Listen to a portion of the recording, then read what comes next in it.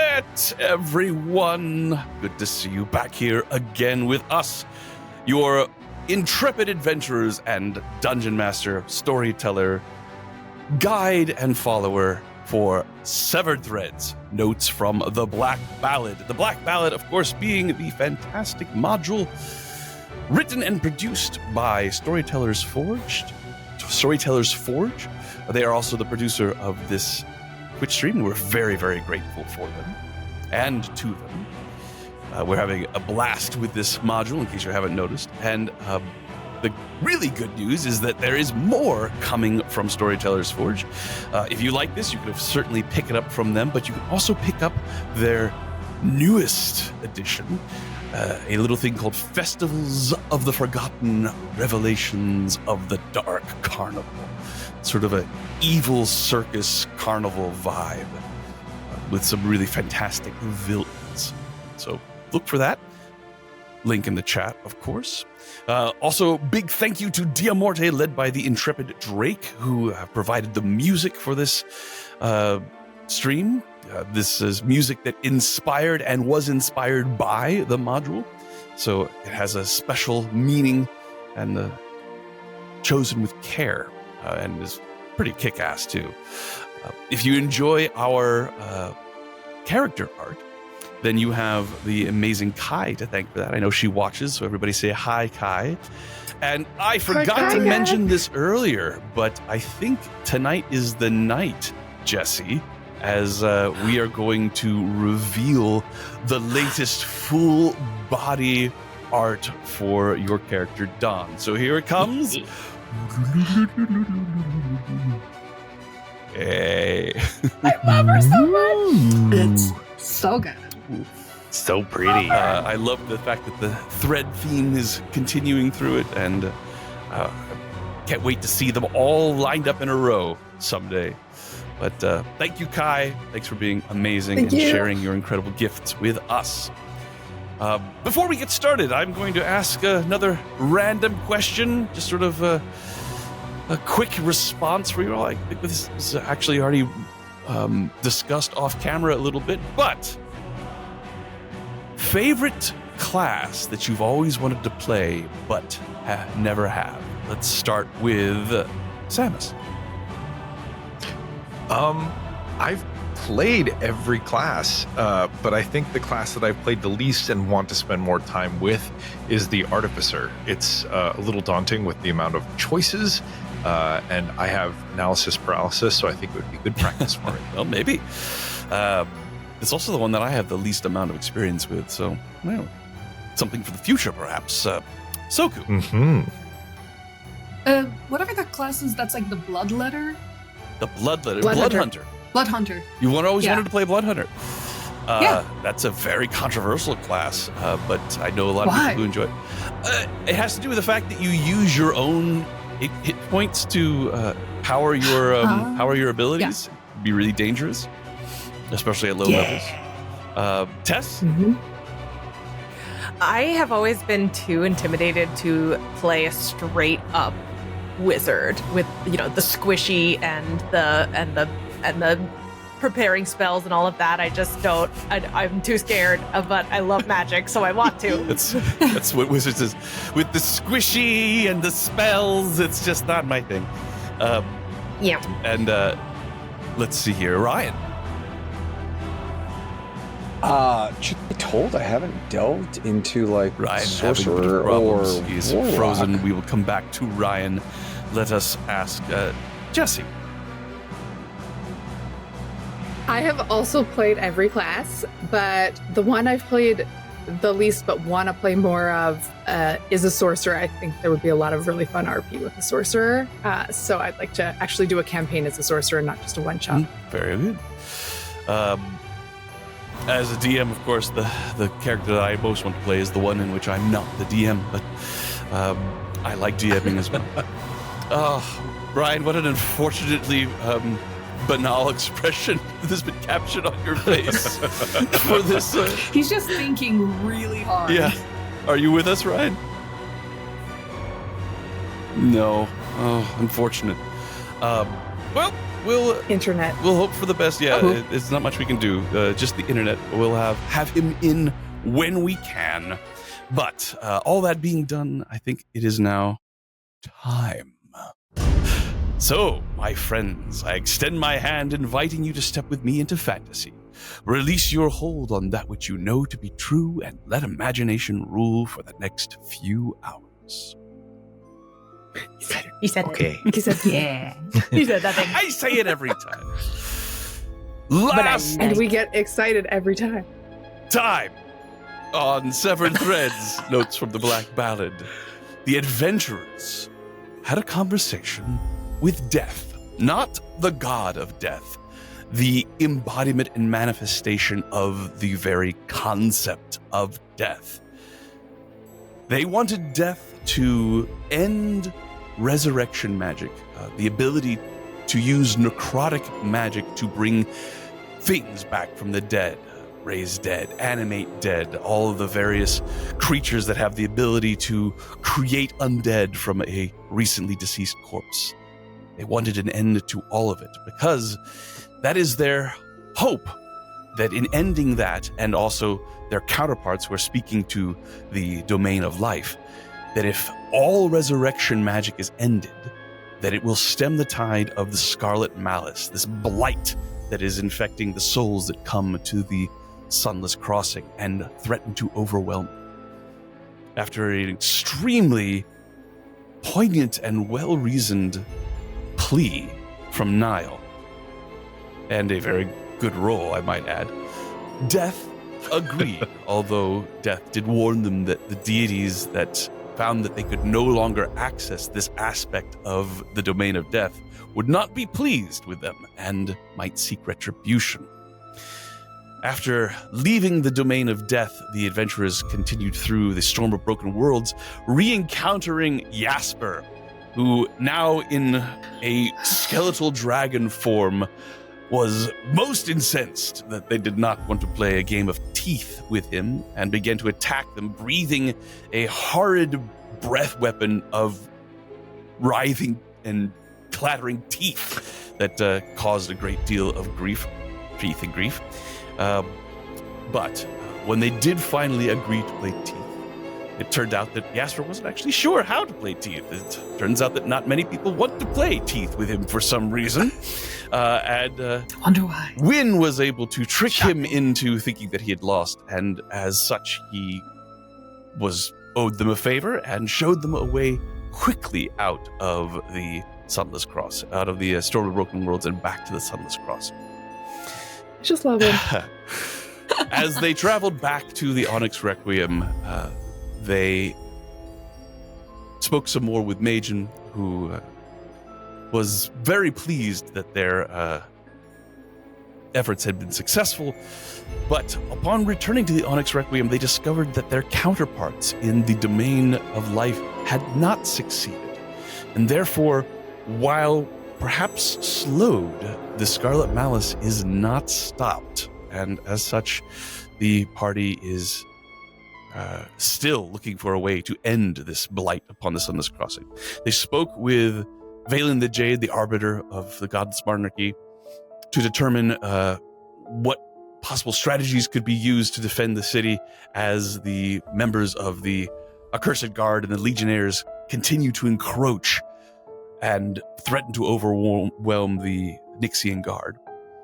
But they were also asked to visit with Ashlynn, the Sovereign, privately, discovering her somewhat manic, actually, in terms of her attitude, as if somebody who's been kept awake for a very long time and ruminating over this problem, what to do. She seems to have a solution, however. She has asked the adventurers to make their way to the Road to Eternity, and speak with the various leaders of the temples that can be found there, to hopefully gain divine boons.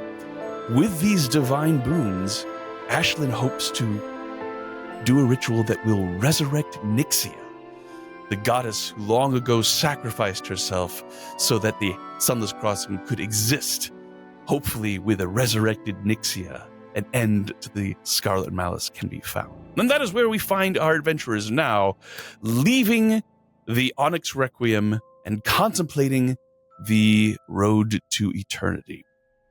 You see rising up in the middle of it the great Etherwood, or the Etherwood.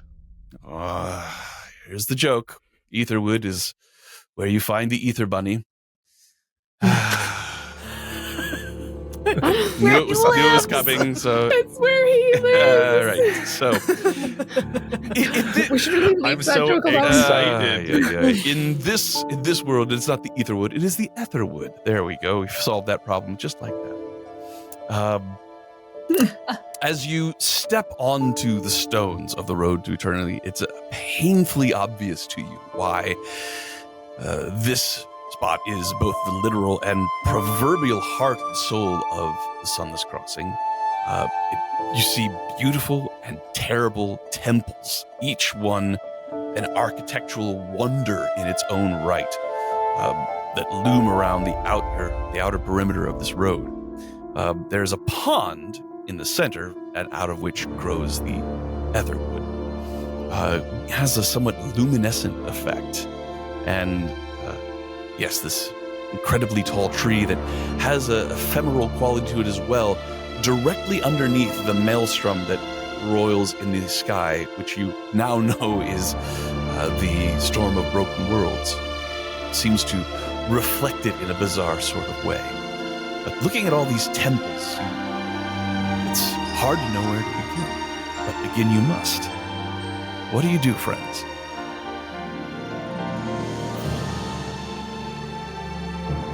Panic? Panic? That's Does that's anybody legitimate. have an idea? Does anybody have an idea where they are already going?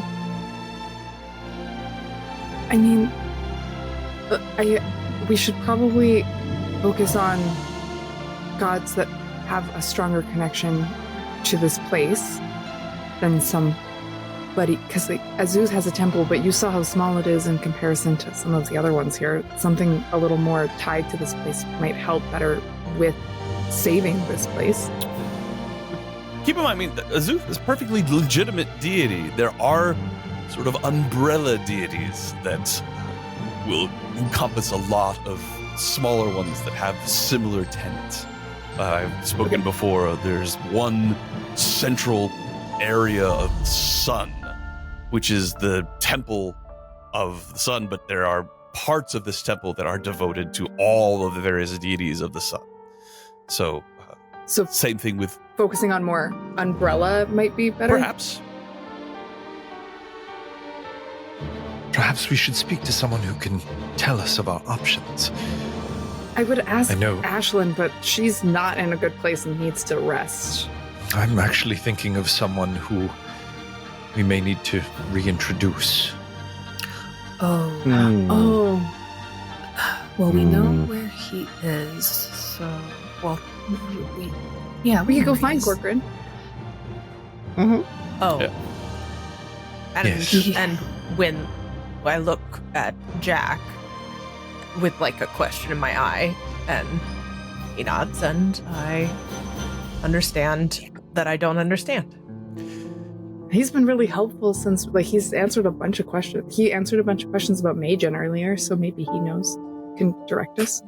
For what it's worth, Wynn, the bond that you had seemed genuine, and Just want to check in here. I don't think Does there's- anybody know that, other than Jack, that Wynn cannot remember Corcoran? Oh, right. Yes, did that conversation not happen in public? I don't think it that's did. right, She it ad- didn't. Now, it's all right if you That's a wanted good to share point. it in the meantime, Wynn, but I highly doubt I would have kept that. fair enough. It's not an embarrassing. Okay, but if we're being completely honest, I absolutely would have shared that with everyone. Yeah. So that's just been, Of all the people to, hey, Jack, I have this super intense secret. Yeah, Can you absolutely. keep this? Sure. I am 100% great absolutely. at that. Oh my god, Dusk and Dawn, come here right now. 100%. She literally just told you the secret. You're going to tell it back to her? So, Corcoran Petalmoss hangs his hat, if he wore one, at the Temple of Tongues. If you Okay, fine. God, they even took his hat. You bastards! All right. Hey! Wasn't it? Temple of Yes. Tongues. Okay. I say that's where we start. I think that makes sense because There better not Because be a someone- game of tongues, because that's a little bit harder than Keith. George R.R. Martin's lesser-known work. a game of Tongue Tongues.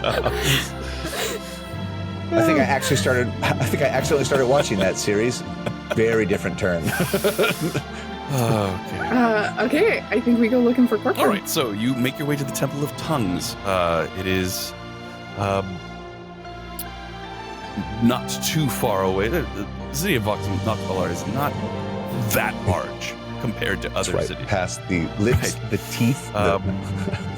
So it's a fairly simple structure, but full of monks, essentially, and sages, and fuller now as everyone who can find a place to take refuge out of the street to avoid running into accursed guard, legionnaires, or just being in the way of the Nixian guard, has found shelter wherever they can. You do find Corcoran Pebblemoss sitting next to a possibly large stack of books, trying to keep his beard out of the ink as he is painstakingly translating several texts at once, going back. Loxodon, Ross. As he sees you all coming, he looks up and says, good to see you all. You've been gone some time. Why, hello, Corcoran Pebblemoss, whom we all know and remember. Jack. That was so weird. I was just trying to make sure that Hi, we could Corcoran. just flagging him for everybody in the group. We had It's fine. We did have a little bit of a task, but we're back now. Yes, I recall you were heading into grave danger, but I'm relieved to see that you're all returned. Hello, Win. Hello.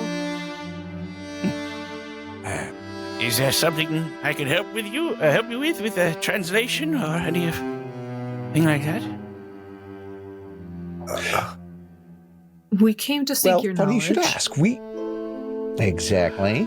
Oh, well, Win will attest. In my life, I was a well-respected sage. On a variety of topics, but here in Sunless Crossing, I'm but one of a number of very learned individuals. I'm flattered that you seek me out, and if there's something I can do to help, by all means, let me know. We're searching for what would be the main umbrella deities and the main places that you would go to seek different powers that would be useful from each of the different gods. So not the god of umbrellas. Just making sure. Is there one? No. Possibly, but Off topic. I believe it is our Lord and Savior Parasol. that's clever. So, deities that would seem to have influence over other deities is what you are asking about. As far as what is represented here, Mm-hmm. Or if there were like larger aspects of gods, like do they get sort of sectioned off into regions or traits? Like here's all the dead gods, here's all the sun gods. yes, that would actually. have a very strong connection to this realm. And all the deities that are connected to realms that are connected to this one are represented on the road to eternity. But if you are asking about the ones that are the most influential, I would have to say the sun, obviously, and the moon. God of death here is an individual known as the Marquis. If you are looking for a deity of knowledge, which of course is one that I'm particularly fond of, you ought to visit the Academician. He has a temple here. War is represented by a number of deities, but Invars seems to have a great deal of influence as far as that is concerned. If you're looking for Dawn, as I understand you are a cleric of Azuth, following the domain of regret. Correct? Correct. Well, then, you might want to see Contrict at the Abbey of Reflection. Sorry. Yes, Abbey of Reflection, that's correct. I am very fond of the goddess Jodine. She is the goddess of wish, quite powerful, but very understated. I appreciate that in a deity. You would do well to seek her out. I mentioned death, the Marquis. I think those would be the biggest ones. Of course, there is the deity known as Xavier, god of purgation. Strange individual, but has a great deal of control over a domain of envy. Far more powerful than you might expect.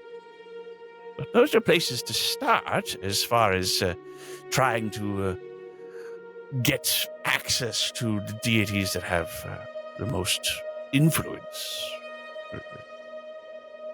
More of a matter of opinion and perspective, I suppose, more than actual influence.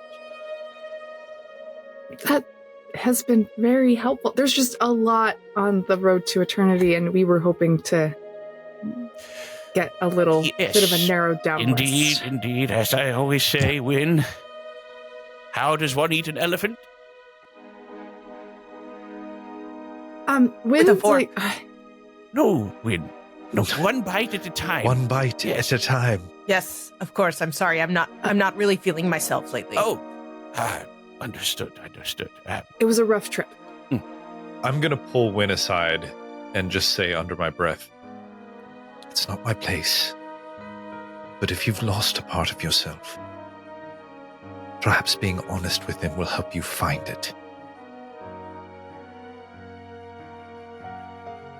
She nods, maybe not in agreement, but at least in consideration. Well, is there anything else I could help you with?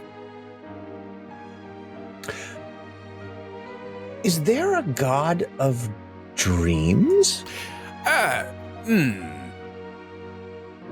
Not precisely. Majin you have met. Majin would be an embodiment of the domain of dreams. But I don't know that they are worshipped in the same way a deity would be. I see. I've never heard of anyone worshipping Majin, at any rate. I know of someone. Oh! Same here. I mean, what? It's not worship. Same thing. It's not. Yeah, it's not. It's not worship if I want them to put their boot on my neck. I beg your pardon. Oh. I'm sorry. What? Huh? Sorry, Corcoran. That was crass of Jack. Thank you very much. Oh, I didn't know that god. Which one was that? That was crass? That was Which very one is... helpful. Thank you very much for the information. I think that you've helped us narrow down our list. Knowledge is power. Yes. Right, Wynn? Absolutely. The answer is yes. Oh, No, good. the answer is the reverse is seldom true. You really aren't feeling yourself, Wynn. I hope there's nothing wrong with you. I do not believe it's possible for the dead to get sick, but certainly depressed. I'm... And everyone can see her about to say it, and then I'm going to be fine. Wynn, It was a stressful trip. would you mind stepping a little I need some closer, sleep. please? I do. She steps forward. Moving surprisingly fast for an old gnome, Corcoran throws a book from his table at you. And before you can think,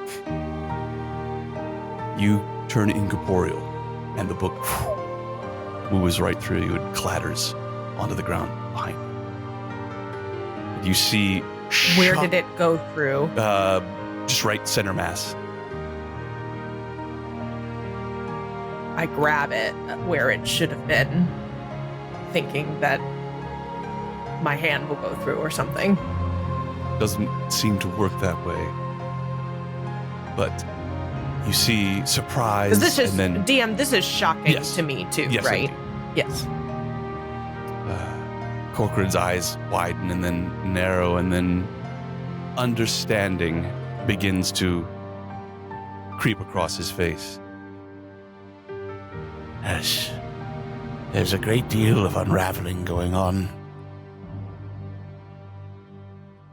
Sorry, I didn't want to hurt you. I didn't want you to feel that you had been lost.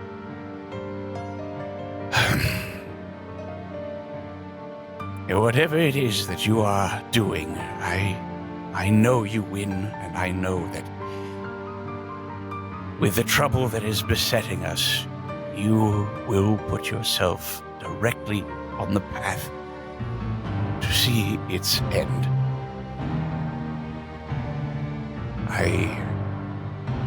I will be patient and look forward to getting reacquainted. But you need to focus on the task at hand. And reminiscing about our friendship is counterproductive, I think, at least at this moment. Let's have it something we can look forward to, eh? I'm sorry. There's no apology It's not your fault. necessary. She nods and... what? Why did that go through me? And that's just happens now? You are beginning to unravel, Win. You are losing yourself. Souls here in the Sunless Crossing are made up of mostly memory. And as you suffer harm and die, it becomes harder and harder to remember all of yourself. And it will manifest in various ways. Some might actually be useful, such as the ability to move through objects and have objects move through you. But there are also costs. Will not be useful. Could, in fact, be absolutely devastating. What happens to you if you fully unravel? Do you move on, or do you just cease to exist? I wish I knew the answer to that. I do know that some of the most horrible creatures that plague the Ashen Fields were once individuals who found themselves unraveling. From what I gather, many of the Legionnaires and Accursed Guard have died so many times that they have unraveled to the point of barely being able to remember what they are fighting for in the first place. I believe they are supplementing themselves with souls that they encounter and then feed upon, making up for the deficiencies in their own memory by taking those from others.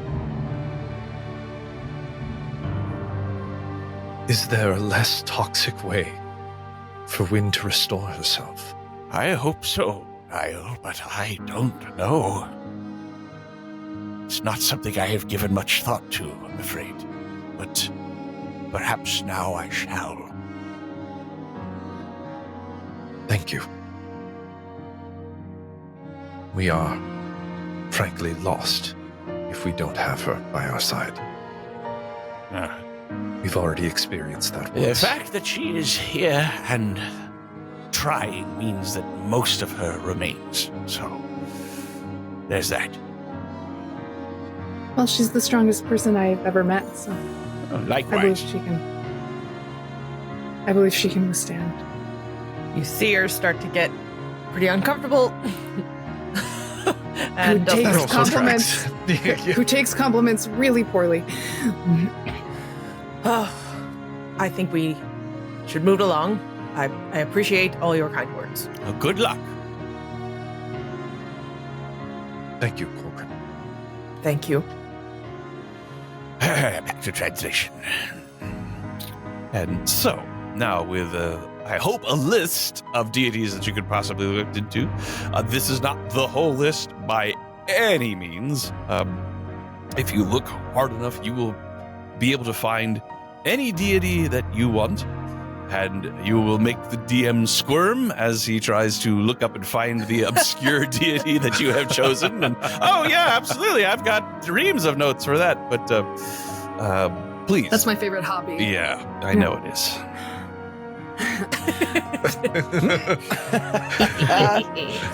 Okay, so we have some choices to make.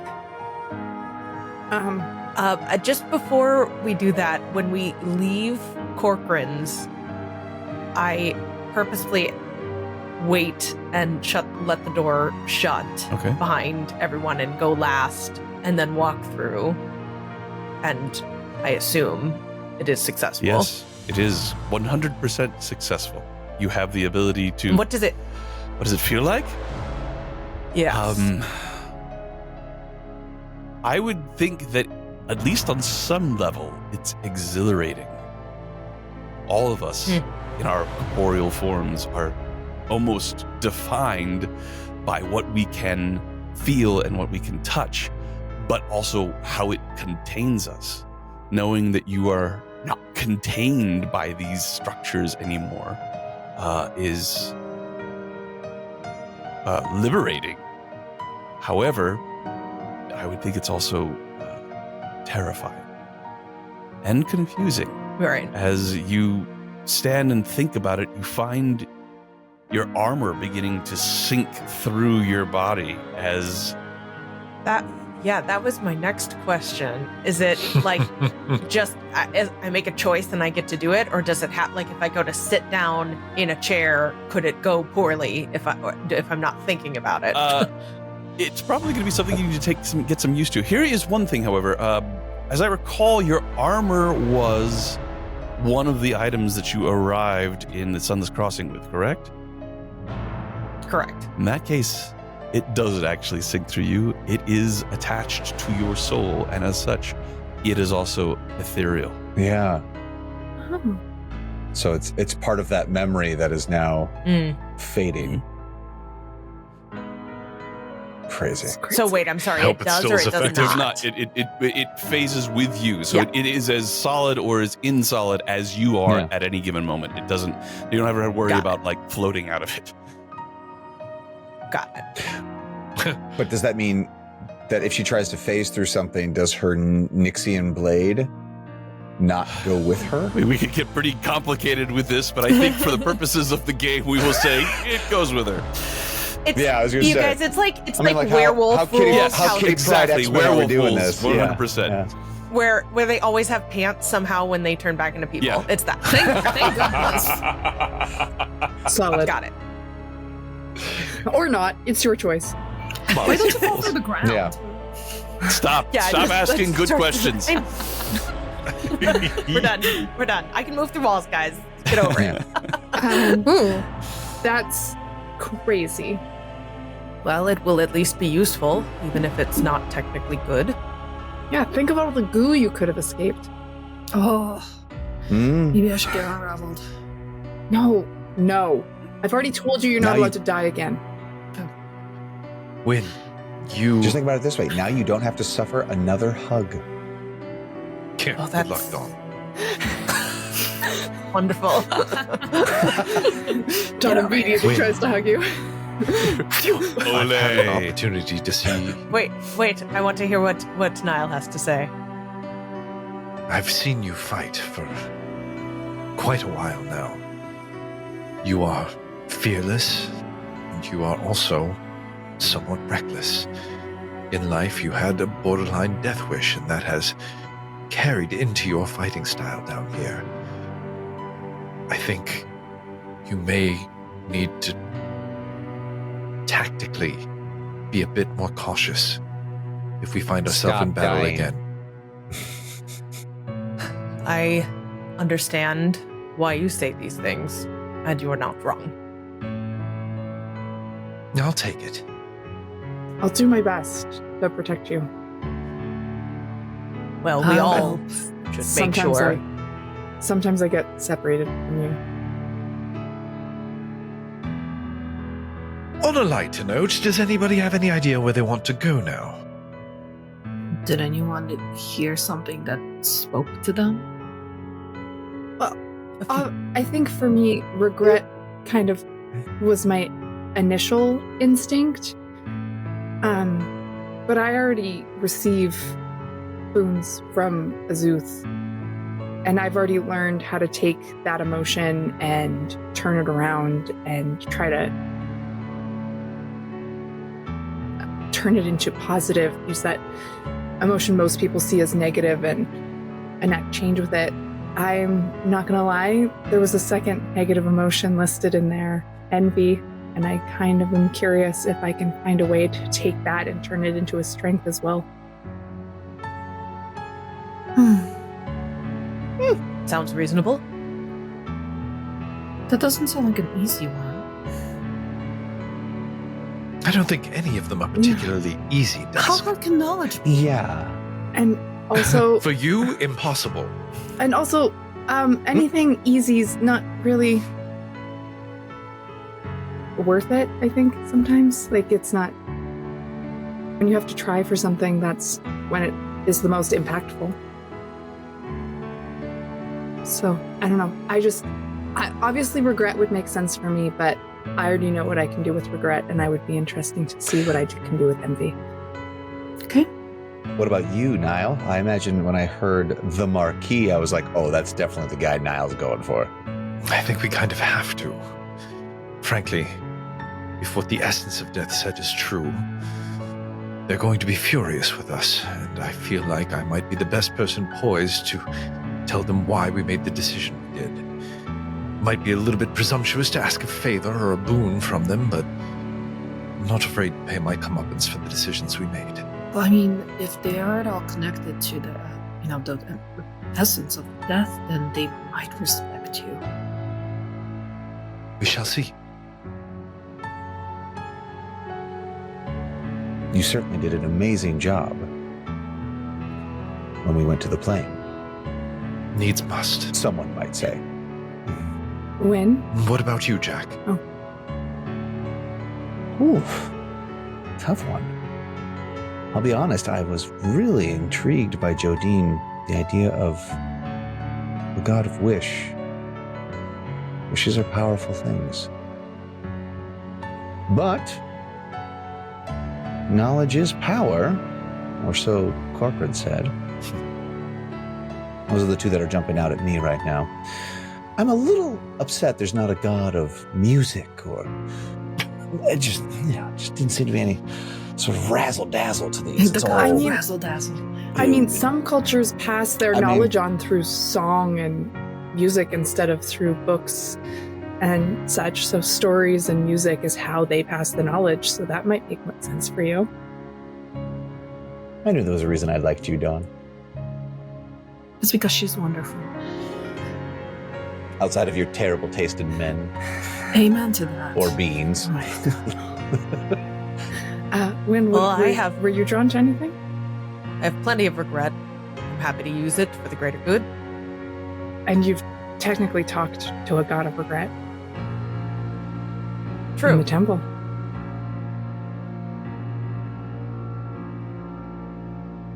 Dusk, your thoughts?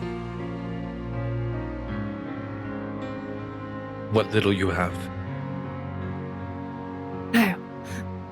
Maybe then I won't share. We'll just see how it goes. Well, you're going to tell me, though, right? Dusk, you have to tell me. Who are you going to do?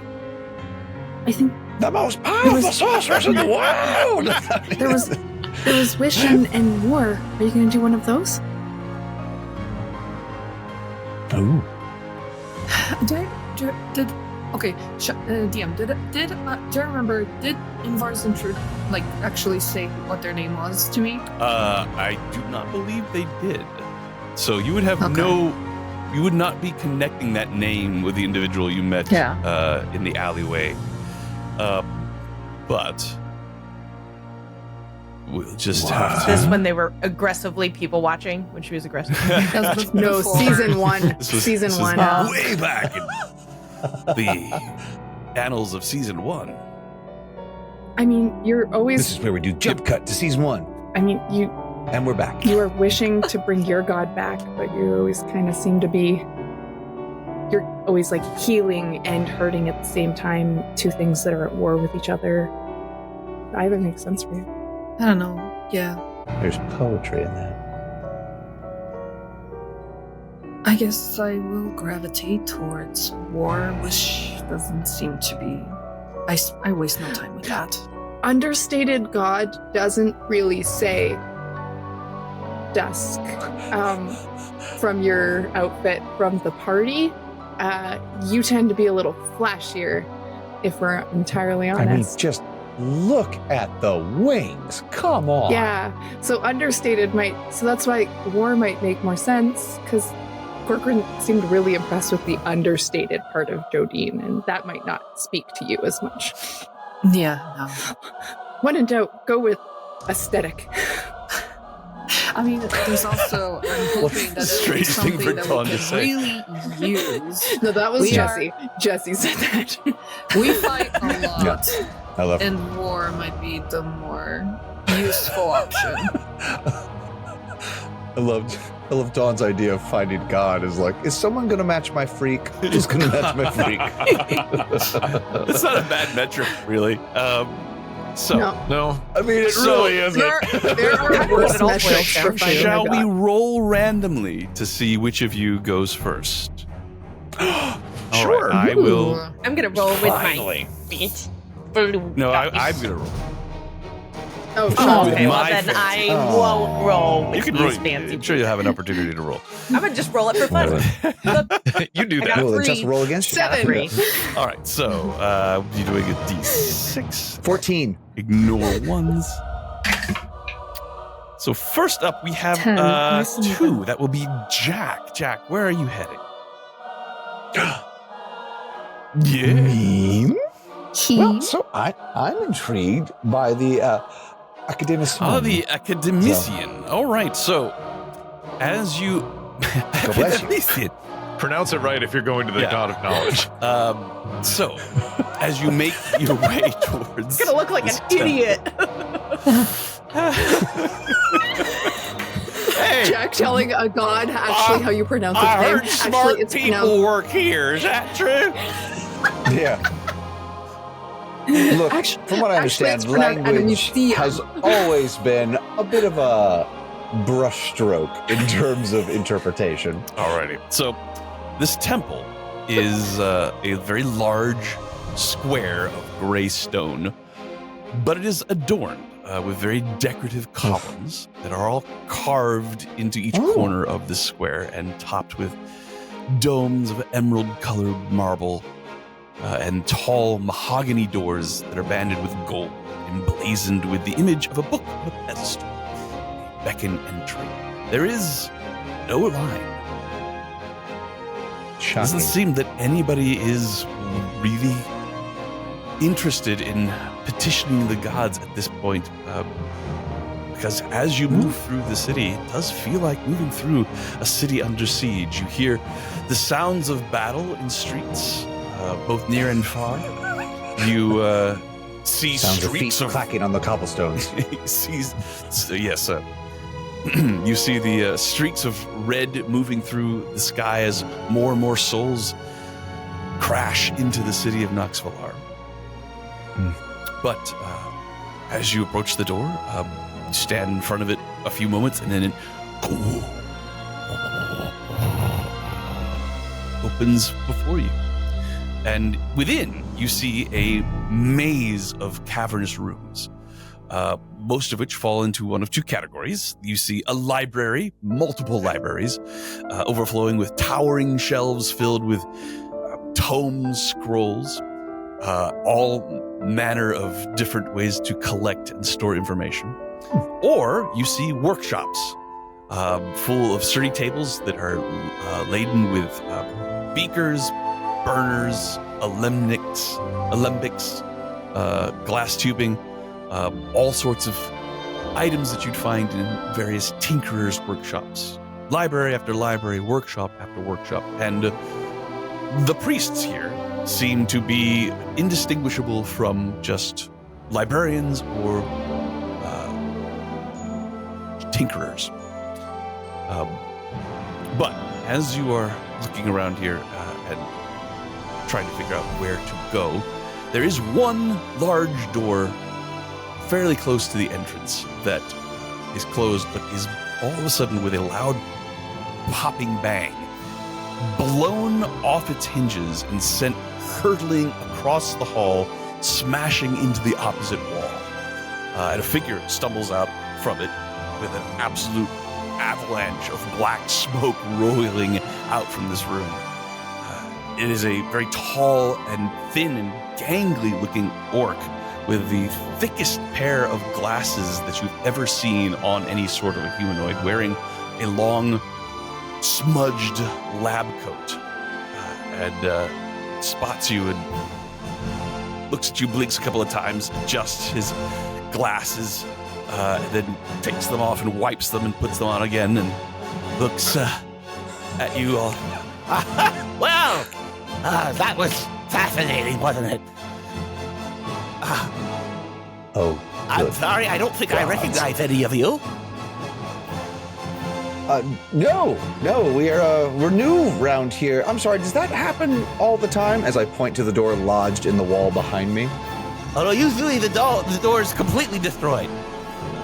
Oh, all right then. Are you okay? Do you need help? Perfectly fine, but it's very kind of you to ask. But my name is Pogrom Hammerthong, and I am the High Cleric of this temple. There doesn't seem to be much of a line today, so I've been taking advantage of the free time to work on some of my special projects. I see. So, who are you? My name is Jay, and I'm here to seek the knowledge of this fine establishment and the Hammer Throng clan. Hammer Song? Hammer Song. That makes way more sense. Thank you so much. I was like, Hammer Thong? My God. I mean, anyway. For some reason, that particular word, I don't have the same speech impediment. I can say Hammer Song quite well, whereas everything else has a problem. Not something that I worry about. Everyday miracles. So,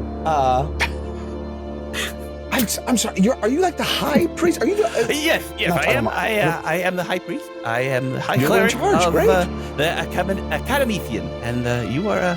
Well, do you need some intercession? What do you need? Knowledge? We have plenty of that. Intercession. Thank you. No, I caught that. Thank you. Yes, great. The fact that this is called the. I'm sorry, what was it called again? The Acada... Well, the deity that we serve here is the Academician. He is the god of knowledge, and more importantly, the god of knowledge distributed. So, is that the sort of thing that you are looking for? Oh, sure. Yeah, love it. Great. Let's crack open those spines and get to knowing. All right. So... Academician. Great. So, regale me, Hammersong. That's not usually the sort of thing that I do. I can provide you with an assistant if you are looking for some specific research that you're trying to do, I can cast the spells on behalf of my deity if there is something that you need changed about yourself. There Sean, I have played with you across worlds, and I can tell you now, I love no other NPC as much as I love this. Oh, okay. Well, this dear orc. Oh my god. So, it's amazing. Let's see. Sorry. If you Jay. could succinctly and specifically tell me what it is that you are here. Otherwise, I'm going to get back to exploding things. No, of course. I wish to very succinctly, sufficiently, and saliently survey any supposed scripts and or texts that may perhaps in any way cite, scribe and or... And it just occurred to me that you don't actually know why you're here. Oh, well, no, that's why I'm looking for knowledge. Aha. Come closer, please. I'm... Come on. I'm following. Right. All right. He moves into another area and reaches underneath a desk and brings out a large tome that appears to be bound in white leather and embossed with gold. He opens it and flips a few pages and looks at it, puts his hand on it, and then mumbles a few words and closes his eyes. And as he opens them again, there is a glow behind them that seems to scintillate through prism-like his very thick glasses that shoot out. He looks at you, holds his hand out with his fingers splayed as he stands there looking at you. You think quite a powerful boon. I do. This is a very rare honor and powerful blessing. I'm inclined to wonder why you want it.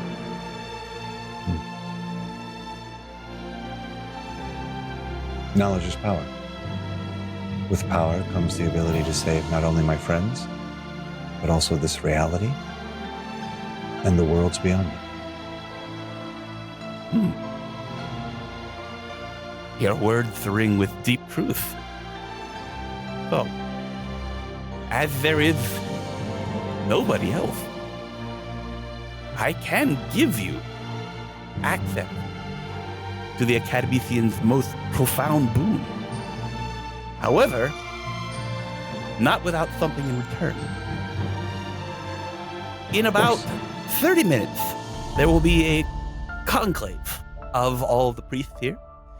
It is where we speak to one another about subjects that interest us, to broaden our understanding of corners of knowledge that we don't necessarily get to experience. And in this way, we bring ourselves closer to the Academician, the all-knowing. I would like for you to give a lecture. You mean like a dead talk? Excuse me? That might be one of my favorites, Ryan. A dead Hats off. talk? Yeah, where the dead talk at length about a subject that they're passionate about. Oh, okay, I just got it.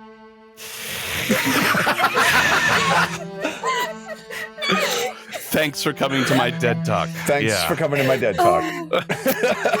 I hope I'm not the only one that took a second to get that, but if I am, apologies. Then so be it. Yeah. So be it. Absolutely, yes, the dead talk. That's catchy. I like it. Yes, need you to speak at length about whatever subject you wish, but it needs to be informative. I would like to see a charismatic delivery, and perhaps if there are any questions, see how well you're able to field them. you do this well, and so that you have the spirit of the Academician with you, and then I will bestow upon you his greatest boon. I see. And it can You'd talk love about to hear yourself. anything?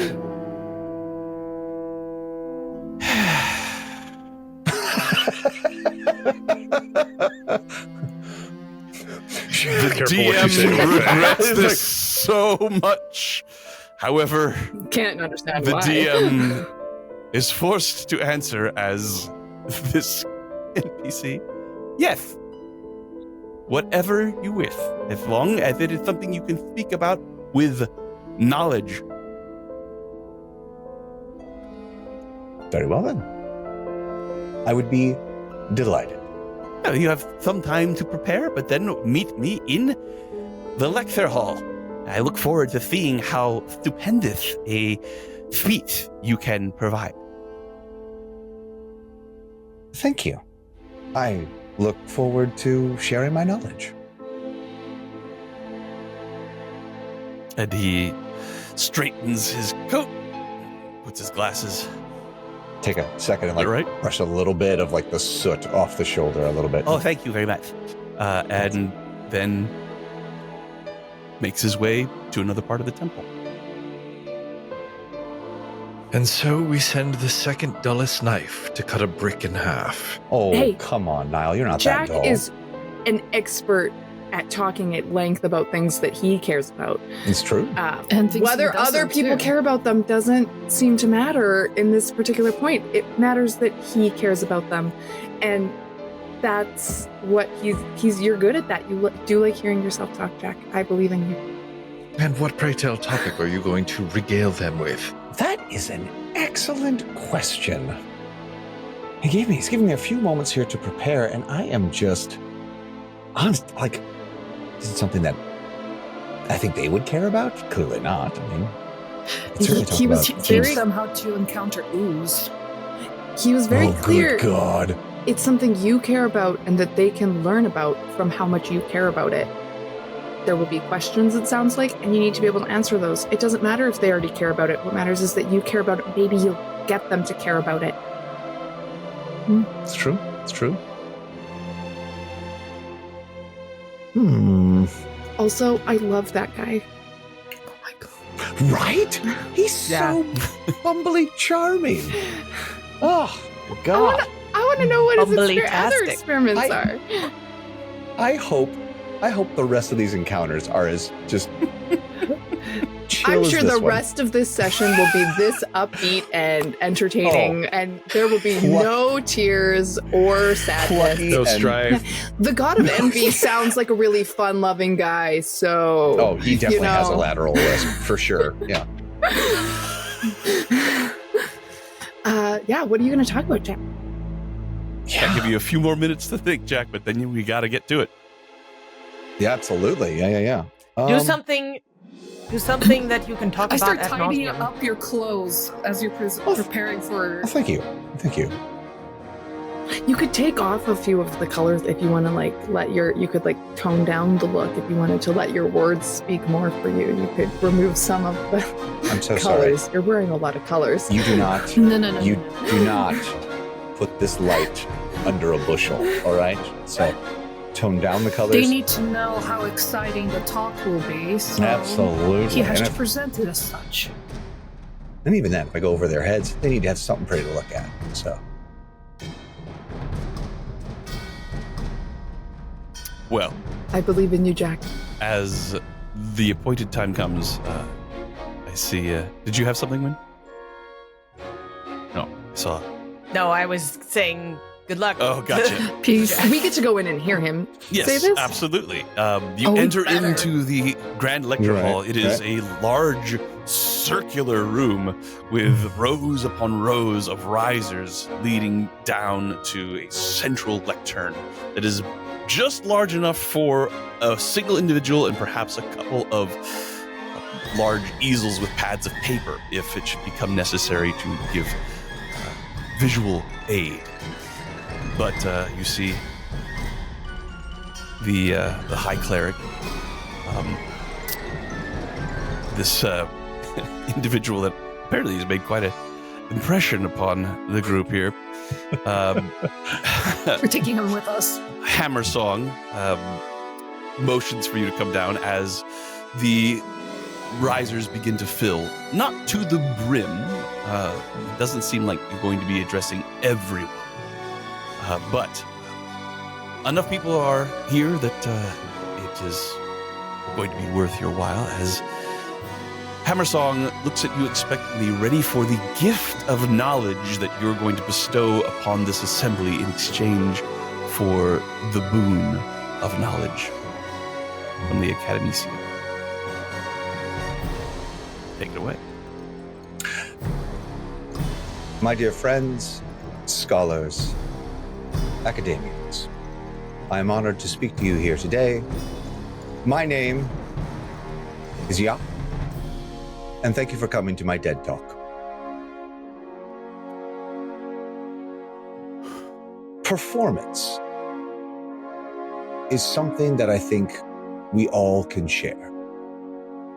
Many of us wear masks, and even those of you who have never stepped upon the hallowed lights and tread the boards of a stage know exactly what it is to put on a performance.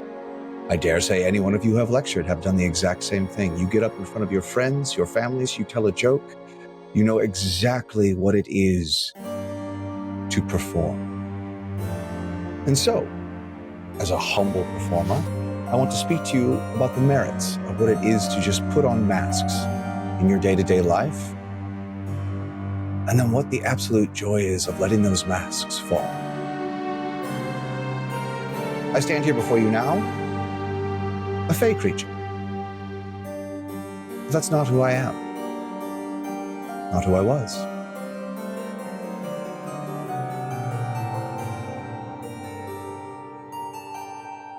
I was human once. Just a boy. I had a family, a mother, and I got lost. Just like so many of us get lost. And I found my way to the Fae and the power that they held. It was through this power, these stories, I began to understand sort of the unravelings of my world. I built an empire, built a home to replace the one I'd lost. And then that home became a prison, a labyrinthian trap. Then I realized that trap was actually the one I put around myself.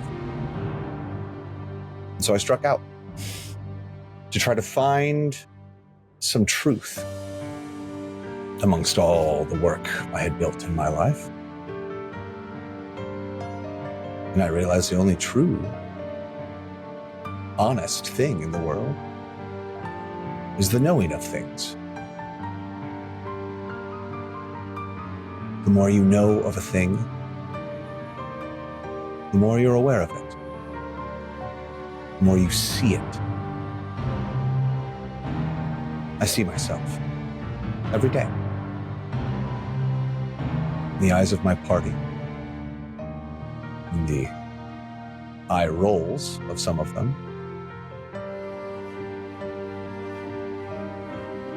in the desperate looks across the battlefield, in the soft moments of concern. The way people see you, the way you see yourself, that is a knowledge I've fought very hard to forge so that people never really truly see me. But clearly, that doesn't work for some of them. They're looking at me right now, and I know they can see right through me.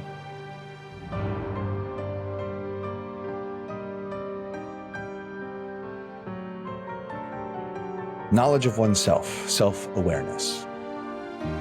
is the true, honest pursuit. So many of us go through life. You have no idea who you truly are. You think you know who you are or who you want to be, who you present yourself to be. Who are you performing as? But again, that's just a mask. So I ask you, my fellow scholars, my friends, do you see me? Do you see yourselves? Because I see you. And every single one of you is worth dying for, is worth fighting for,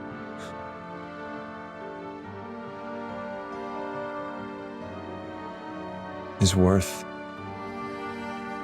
knowing.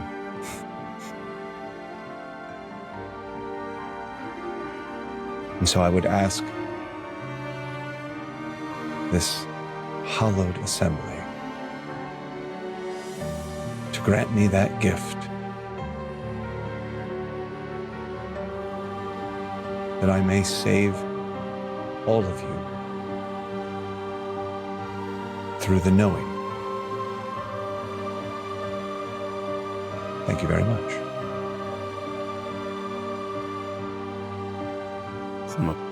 Niall stands up and gives a very slow clap. That spreads as very well received. As the applause dies down, there are some questions, the hands that go up. No questions. Yes, gentleman in the front.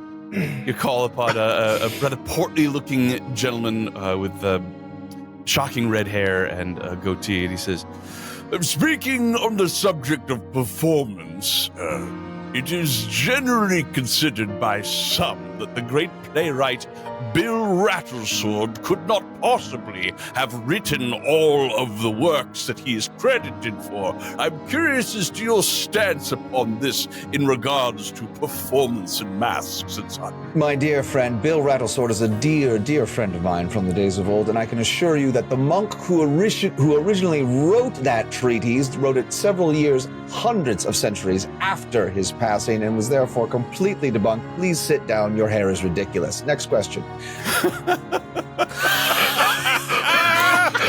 Well, there's one vote lost. Do any of you have a question for Jack? I have a question for you, Jack. Yes, the dapper-looking pup in the third row. The mask that you wear most often, do you regret how firmly it is affixed to your face?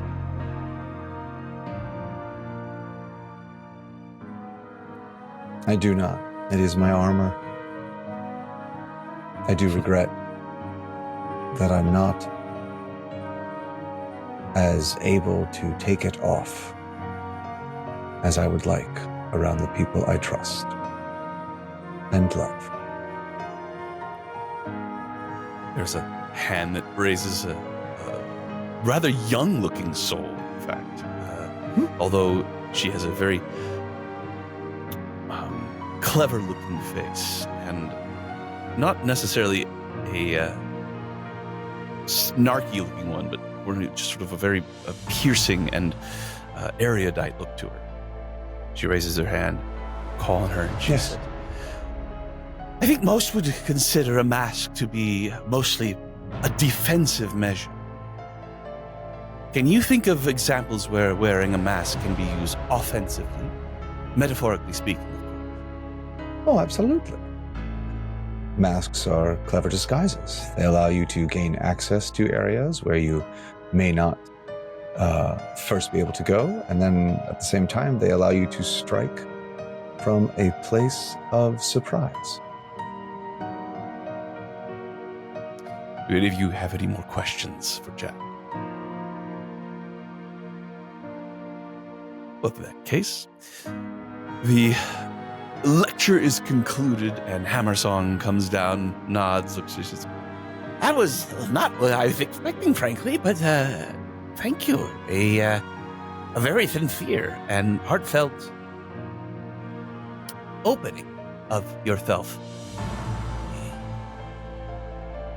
The truth is definitely the goal of all those who pursued knowledge.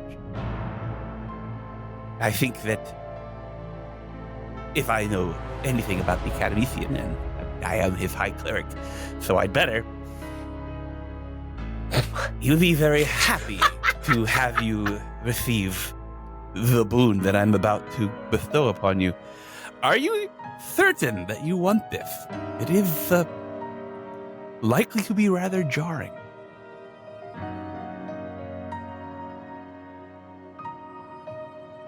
I am. Though I thank you for your concern. Well, so be it.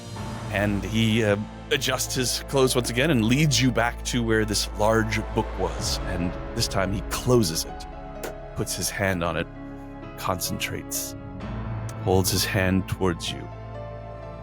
And he says in a somber tone, May you receive the gift of knowledge from he that is its source. As he says this, you feel reality begin to fracture and bend around you. A blinding radiance sears everyone's vision, especially yours, Jack. But there is no pain, only an overwhelming presence. Vast, ancient, curious, searching, insatiable. You feel it press against your soul as if it is a physical force pressing in upon you. You feel your body lift from the ground, weightless, like a mote of dust being scattered by the winds of eternity. As this divine regard penetrates you and changes you, you feel knowledge and abilities and entirely new ways of looking at existence begin to stack themselves in ordered columns in your mind. As the sensation fades and you float back down, you all look at Jack and see that he now has a certain luminous quality behind his eyes. You can see the pupils, but there is definitely a glow there where there wasn't before. Jack, you have been given a boon of knowledge. This means you have access to the complete list of abilities and spells for the domain of knowledge. You can innately cast each spell that you have gained in this way once per day without using a spell slot. This boon will last until further notice. Holy mackerel. Jeez. What? Sweet Jesus. So, But now you have to talk like that. give you obviously And you this is gain a a list. huge That is yeah. and yes, there is son an of a bitch. unfortunate side effect. So obviously, a huge. Don't tempt me, Frodo. Yeah, there's a huge bit of knowledge that you need to know both as a player, but also as your character. It makes total sense for you to be at a little bit of a loss here. But yes, all cleric spells for your level, for equivalent cleric of your level, you have access to all the abilities you get for the domain of knowledge. As I recall, one of the big ones is that you can use a channel divinity to give yourself proficiency in any skill or tool. Jeez. You have the ability to turn undead. You have access to all of the spells that you would have access to, and you can cast any of them once per day. You don't prepare them. You don't prepare them like spell slots, like a cleric prepares their spell slots for the day. You have just all of them. You can cast each one of them once. Yeah. Better get to study. Okay, so it's not that I can cast. It's not that I can cast any of them. I can cast any of them, and I can do that once per day. It's Correct. I can cast any of them once per day. So he can catch each of Like them multiple once spells. per day, Each or of them once per day. each of them once per once day. per day. Yes. Oh, I can cast each spell Holy once per day. Yeah. Or I can cast any of the spells, but just once per day. each of them. Each spell once per day. Am I each of them. saying that right? Once per day. Yeah. Each of them. Yes, once. you are. Obviously, Wow, a tremendous Sean. power up. I hope you recognize what that might mean is on the horizon. Not who's great next? things. Oh, I'm gonna get into some weird shit. Who is next? Jack, my days of not taking you seriously are definitely coming to a Oh middle. my god, that is a callback to a Definitely show coming to a nobody start. remembers. I love that show. I love that Oh. show, and nobody ever It's gets great. my references. Oh, I'm so sorry. So, who's next? You were rolling for us. You Oh, roll that's for right. I'm it. rolling. Yeah. Sorry. Let me roll. We're not gonna talk to Jack Yeah, after so that? actually, yeah, Don, absolutely. Yes, of course. Don What am I thinking? did want to talk to By Jack, all means. Yes. kind of privately. So she would kind of pull him aside as Shimmy we're him. walking after. Shimmy him. I'd just grab his foot because he's flying and just pull him to the side. I do that with my toddler all the time. Just hey, Jack, I actually have a question about your lecture, but I was too scared, I think is the right word, to ask in front of everybody.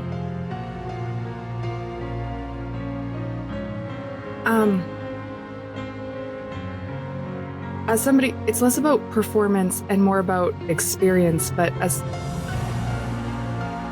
if you're always putting on a face or experiencing all your emotions through other people, how do you ever let that go and find yourself?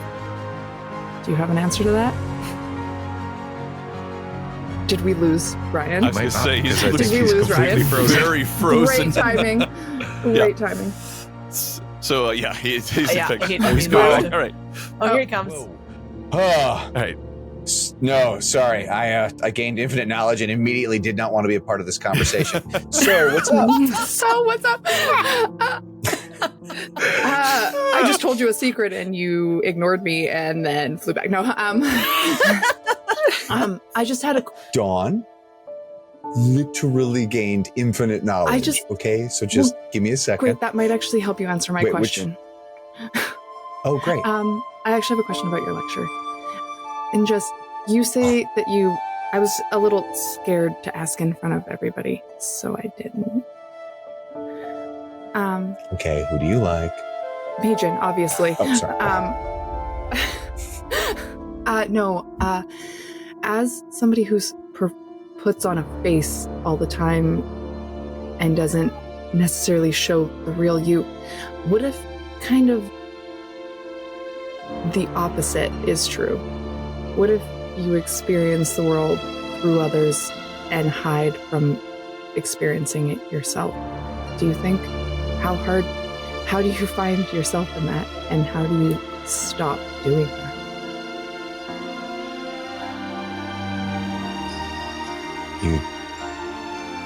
I would say to that individual that you have to start putting yourself first, and you can't keep expecting other people to live your life for you. There's so much less risk that way. Is there? I don't know. Kind of always felt like there was. I honestly feel that one of the things I've learned is that others are worth the risk, even when they're not. And that the sooner you close yourself off behind walls, that's how you lose yourself. Okay. It's scary, though. It is. Starting to experience things for yourself. Mm-hmm. But you'll never see the dawn if you're inside a box. Thank you for taking this question seriously. Jacques. Ak always takes things seriously. It's Jay who's quite frivolous. I have rolled as to who is next on the block. It is Win. Win for the win. Are we not thinking that we would get through this sooner if we split up? I don't know that I need an entourage. Win, I don't think you know what you're going up absolutely against. Coming along. Yeah, you keep dying. We don't know what we're coming up against. Why? I don't think every boon is going to come with a lecture. We don't know what they could come with. Why? I mean, if you really want to do it, but I think we should at least go to the temple with you. All right. You go to the temple with me, but don't come inside. No, we're coming with you. We'll wait to see if part of the process is, you have to go in by yourself, then we'll fight. But it's fine. Why do you want to do this on your own? Why you're being kind of a little cagey? Seems like it'll be a pretty personal thing. I don't know why having a few boundaries about something so personal is cagey. We're in this task together. Do you not trust me? There's nothing to do with trust, Win. Do you not trust us? Right? It's not about trust, as you say. But what happens if it's something more nefarious that you have to face? Wouldn't I have to face it on my own either way? It's hard to say. Yeah. We don't know until the task comes upon us. Can I insight check Win? Regular insight check? Sure.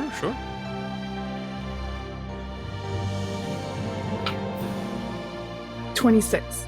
I don't think there's much to insight here. I'm just trying to feel like why. I'm trying to read why she's like. Is she trying to like? I'm trying to get the vibe on why you're trying to go off without us instead of. Right. So I guess like the question is: together. Is it simple? Win just wanting to keep aspects of herself private, or is there something specific that she was trying to avoid? I'm trying to see if it's like literally just like that, or if it's something different. So that's a question for Win. And Win, if you don't want her to know the truth, that will require either a deception or an intimidation check. I would allow you. I rolled a 26 insight. I'll roll a deception because I don't think she would go so far as to use her intimidation, which is a much better stat. But can she's you not an possibly succeed on with a 26? Well, I got a 7. So no. Okay. So what is it? What is it that Win does not want people? Is there something beyond just simple privacy? Yeah, you don't have to like. Shh. Yeah, it is absolutely beyond simple privacy. Shh. Do you want me to say? No, you don't. I mean, she's not reading your mind. Was going to she's do. She's just Yeah. Yet. Yeah, truly. I can't read. Well, I mean, I can read. I can detect thoughts. I'm just not going to on Win because once again, I would not. She wouldn't go so far as to intimidate. When if you if you really, really don't want us to come with you, that's your choice. But I think that we're stronger together, and any choice you make and anything you do, we stand behind you. And any personal thing that happens, we stand behind you. So just know that. It can't possibly be more revealing than what we just encountered. I'm a lot older than him. There's plenty more to reveal. False. How old are you, though? Just got really good bone structure, darling. No, the but night like, creams. really, how old is Jack? Yeah, he's easily over 200. Well, then we are peers. Elves, man. Well, It appears so. she understands what Dawn is saying, and yet she responds, I appreciate that, and thank you. I do want to go alone. To which temple are you going? Are you the DM asking me? Like, or am I telling A random person walking by. Oh, hi. Which temple are you going to? Camera thought comes out. It's like, hey, what's next? But you hadn't. So she had agreed to go to Regret, but she regretted it, and having wish not taken by anyone, she feels profoundly drawn to go there instead. All right. But she doesn't want them to know that she can't, that she's doing that.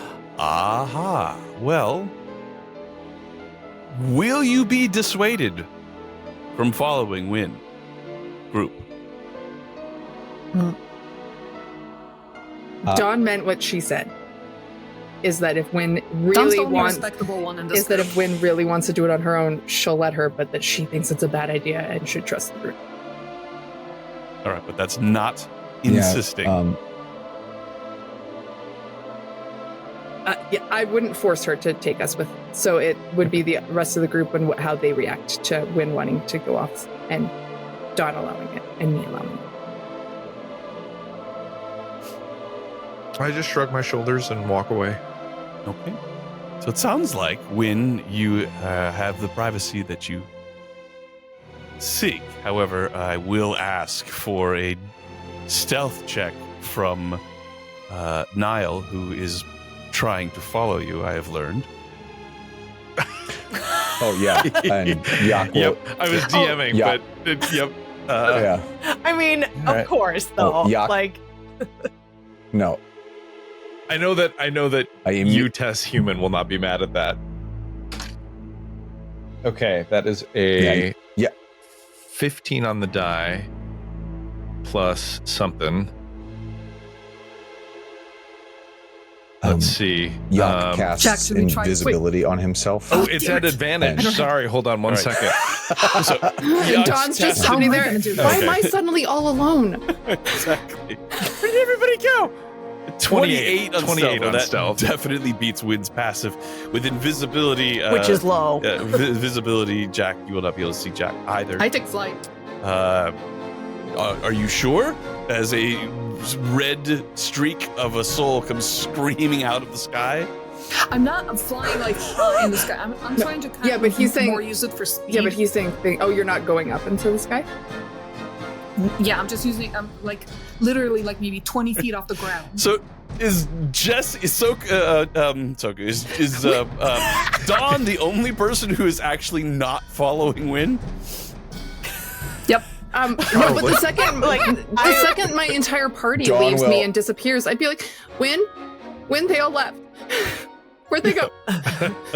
So, well, this will So, afford you the. Ironically, so this you don't affords see you what- the opportunity, Jessie, for Dawn to go someplace by herself. So we'll deal with that.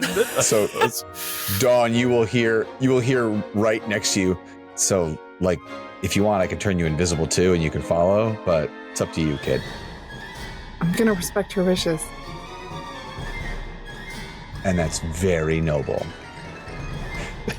And then you just run off, and away he goes. Yeah. And away he goes. So, this being the case, you will then see, I guess, according to Tess, that Wynn does not go to the Temple of Regret, but rather goes to the Temple of Jodin, the Goddess of Wishes, or the Goddess of the Wisdom. Is that the case? Yes. All right. Well, I think we will take a short break and then see what we encounter when we return from that. So, see you all back here in a little bit for some more divine booning. Sounds naughty. Boons. You get a boon, and you get a boon. Everybody gets a boon. And say, brought to you by Boon Farm. No, I love it. See you soon.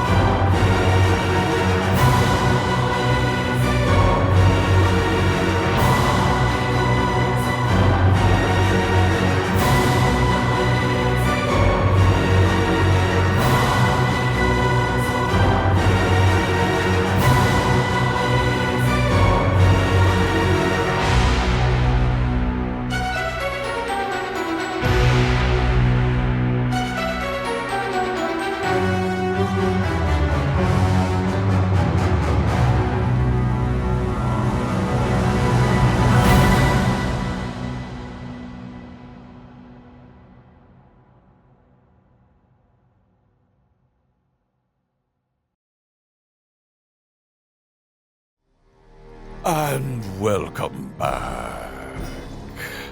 Sincerely, welcome back. Didn't mean to be scary. Yeah, no, that's lean into it. We're Insincerely. Severed Threads, Notes from the Black Ballad. If you're just joining us, welcome. If you've been here, welcome back. We are, of course, doing this amazing module that has been written by Storyteller's Forge, the producers of, I should say the sponsors of this stream.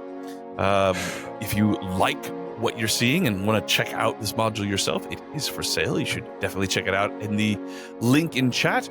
They also have more stuff coming. The Festivals of the Forgotten, Revelations of the Dark Carnival. Looking forward to that one myself. If you like the music, it's by Diamorte. If you like the character art, it's by Kai. If you like my DMing, I am for hire. We should chat. We can definitely do a game. If you like Shakespeare, you should check out the Ohio Shakespeare Festival. And if you like listening to actual plays, you should definitely check out Echoes of Kryn and Dragons of the Hidden Flood, which is a podcast that Samus and I are part of. If you need someone to do your accounting, I would send you to Jessie. However, she is in Canada. So unless you're from Canada too, you're not going to want her to do your taxes. I don't do taxes anyway. I hate taxes. Ooh. That bears further discussion, but at another date. Then, of course, there's World of Tanks, which is a game you should play. It's a game. Yeah. It's a game. Play it. You should. Yeah. Thanks for that. Yeah. Do it. You won't do it. Do it. The adventurers are traveling around the road to eternity, trying to acquire divine boons for Ashlynn so that she can hopefully resurrect the goddess Nixia. They have already received the boon of the god of knowledge, and now it seems that they are sort of splitting up. At least one of them is. When you have left, I think, ostensibly to go to the Temple of Regret, but have changed your mind and are going to the Temple of Jodin, the goddess of wish. Yes. This is true. My intrusive thoughts have won. I see. In that case, Samus, you probably don't know that Jack is following as well, given the fact that he's invisible. And Jack, you probably don't see Niall because of how high he rolled on his stealth. Both of you see flying in the air, the form of Dusk. However, all making of us her way after notice. Gwyn. Yes. Yep. As subtle as an Dusk, earthquake. are you trying to be stealthy? I'm trying not to get within Wynn's immediate periphery, but no. Behold, on wings of death! Cower in fear before the flying form of death!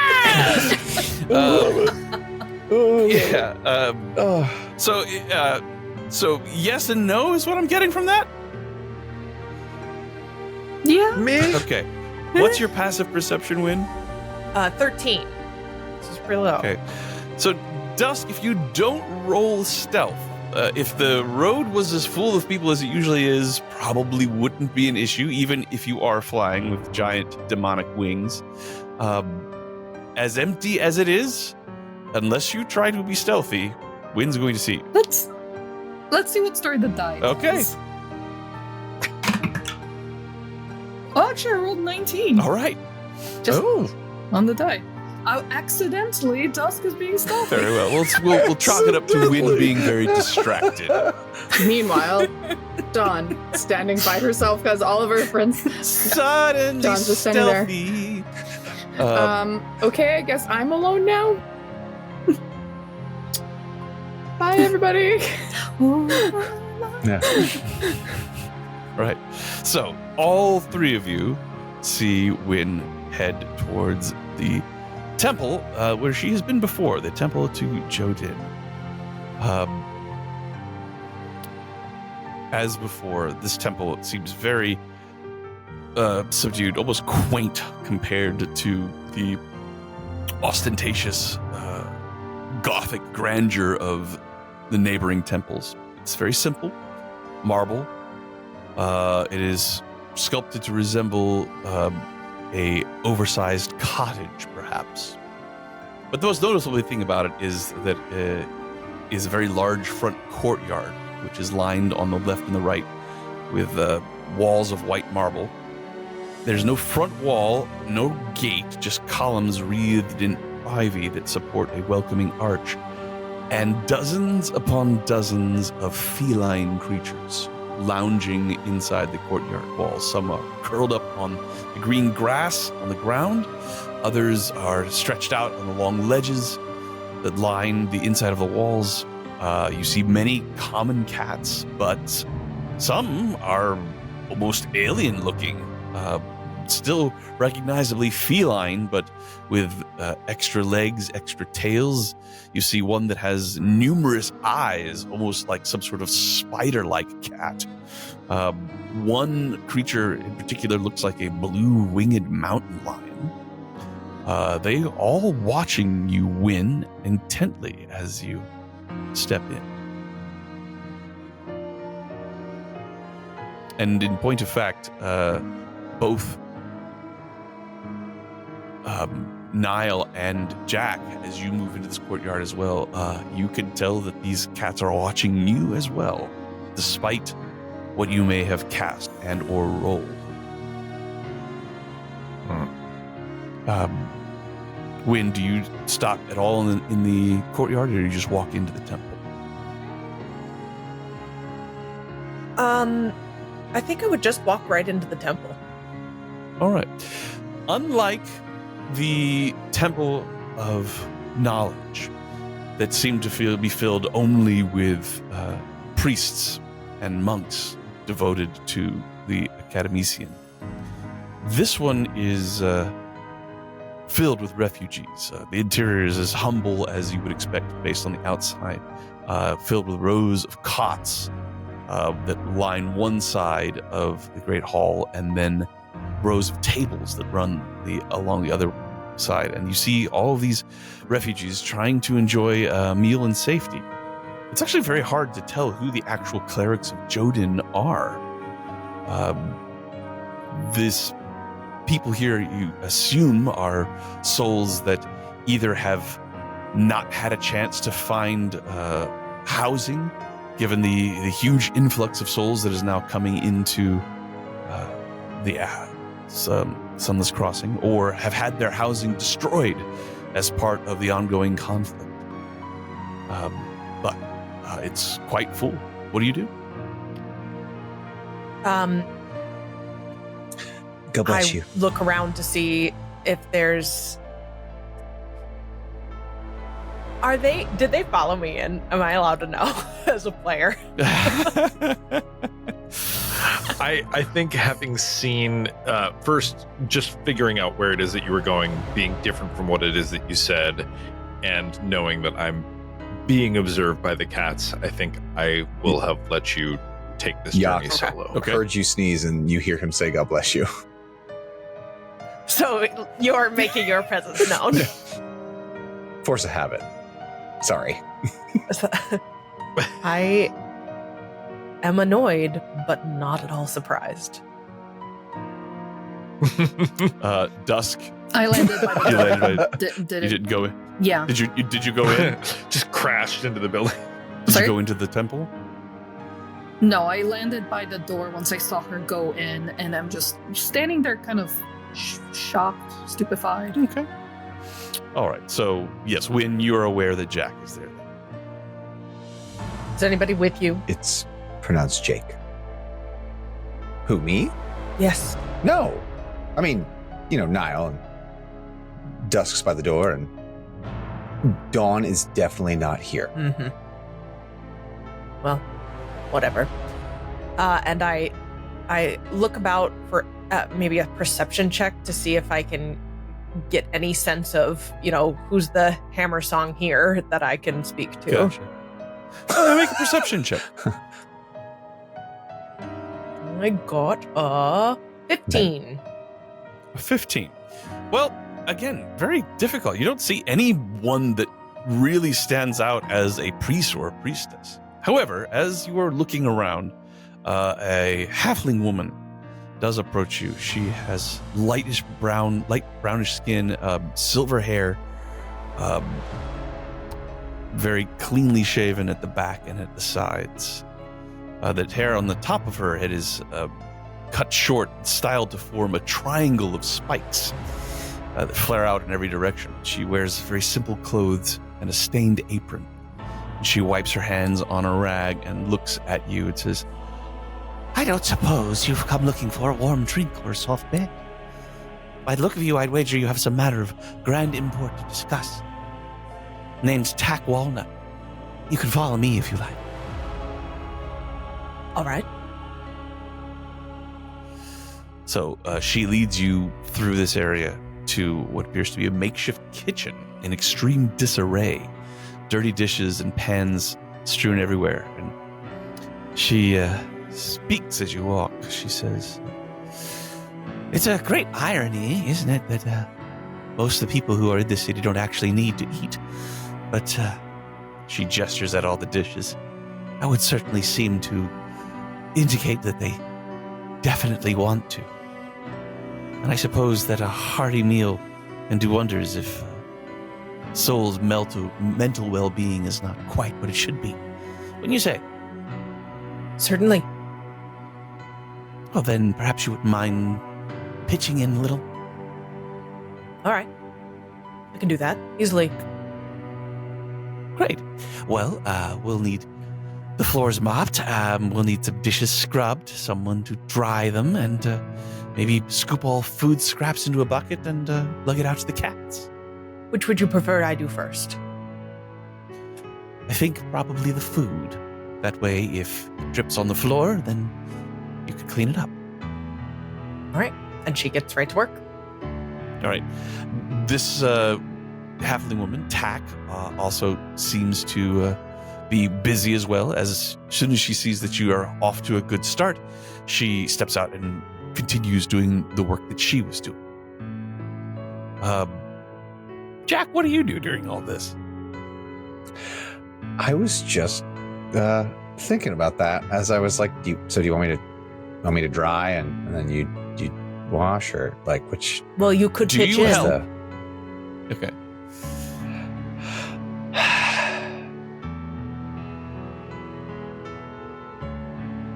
Do you truly wish to be left alone? And remember, you have to say, I wish. I know better than to do that.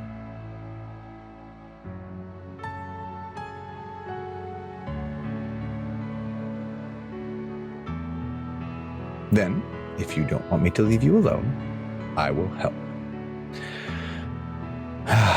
Cat food scraps, huh?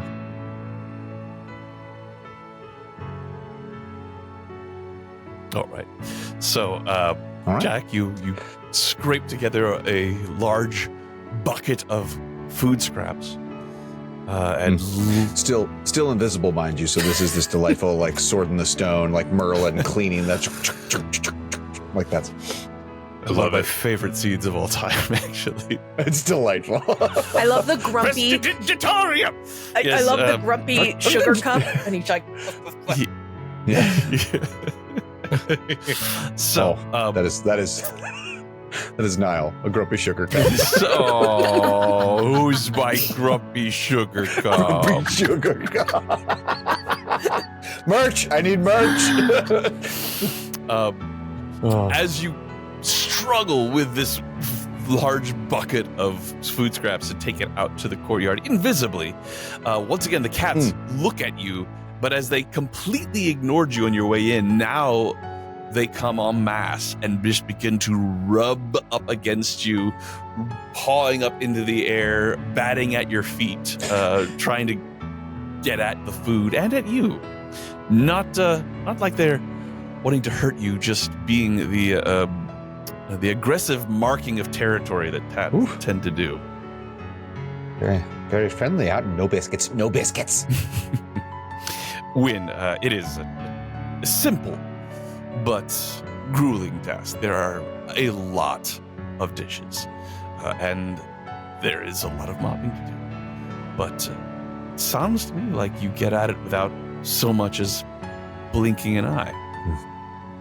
Practical life chores have always given her some focus and calm.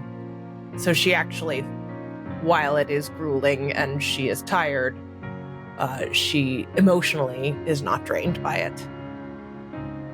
Fantastic.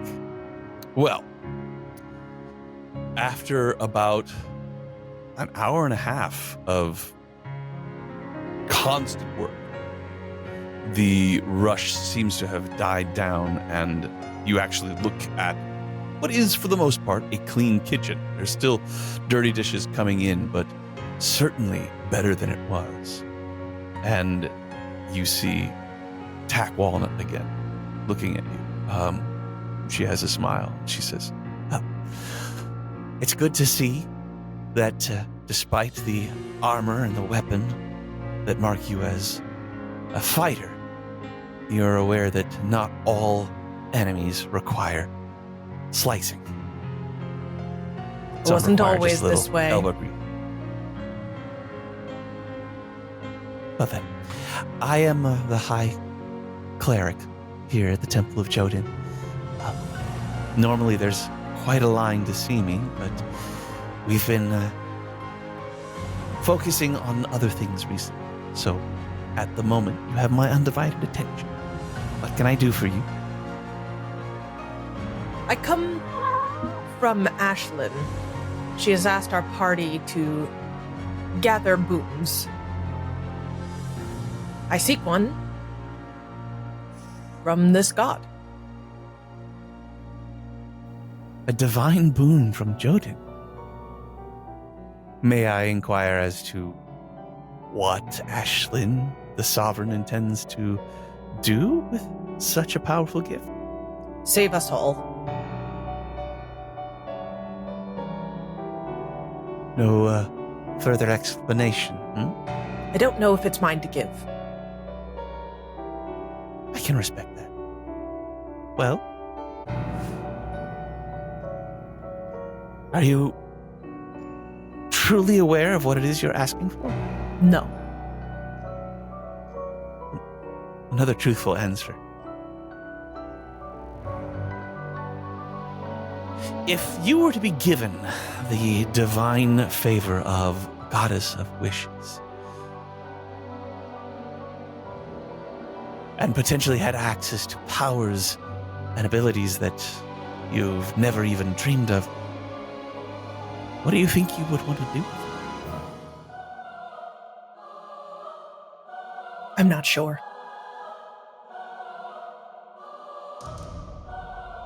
Really? You can't think of anything you'd want to do with the favor of the Goddess of Wishes? I can think of things, just not sure which one I'll actually do.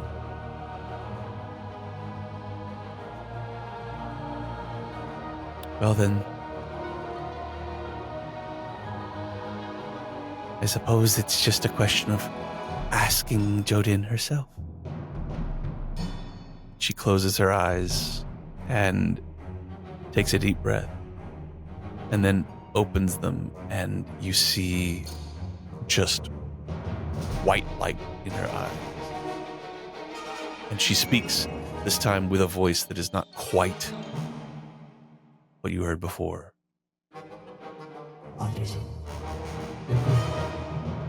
With you. Your boon. Make a persuasion check, please, Win. Oh my god. Rolling garbage. I'm never clicking that button again. 6. I rolled 6.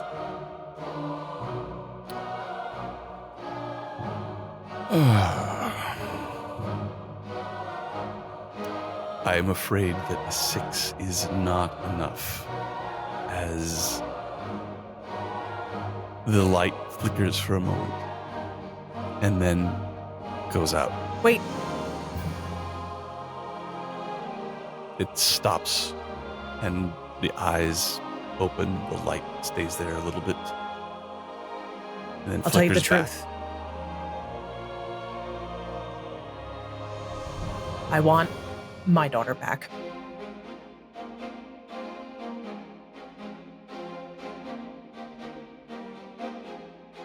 Is that what you will use these powers for? Or is that simply what you want? What you wish?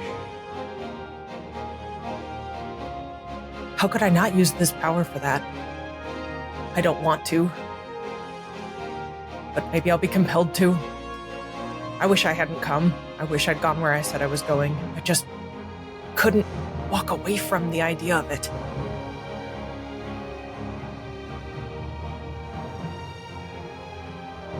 I want to help my party. I want to help everyone. I want everyone to get a chance at life. Because that's the least that everybody deserves. But there's nothing I want more than to have her back. Or at least to see her and know she's okay. And know that maybe someday I'll be with her. I want all of those things. It is a wish that is deeply engraved upon your soul. And now that it is spoken aloud, perhaps you can receive this boon.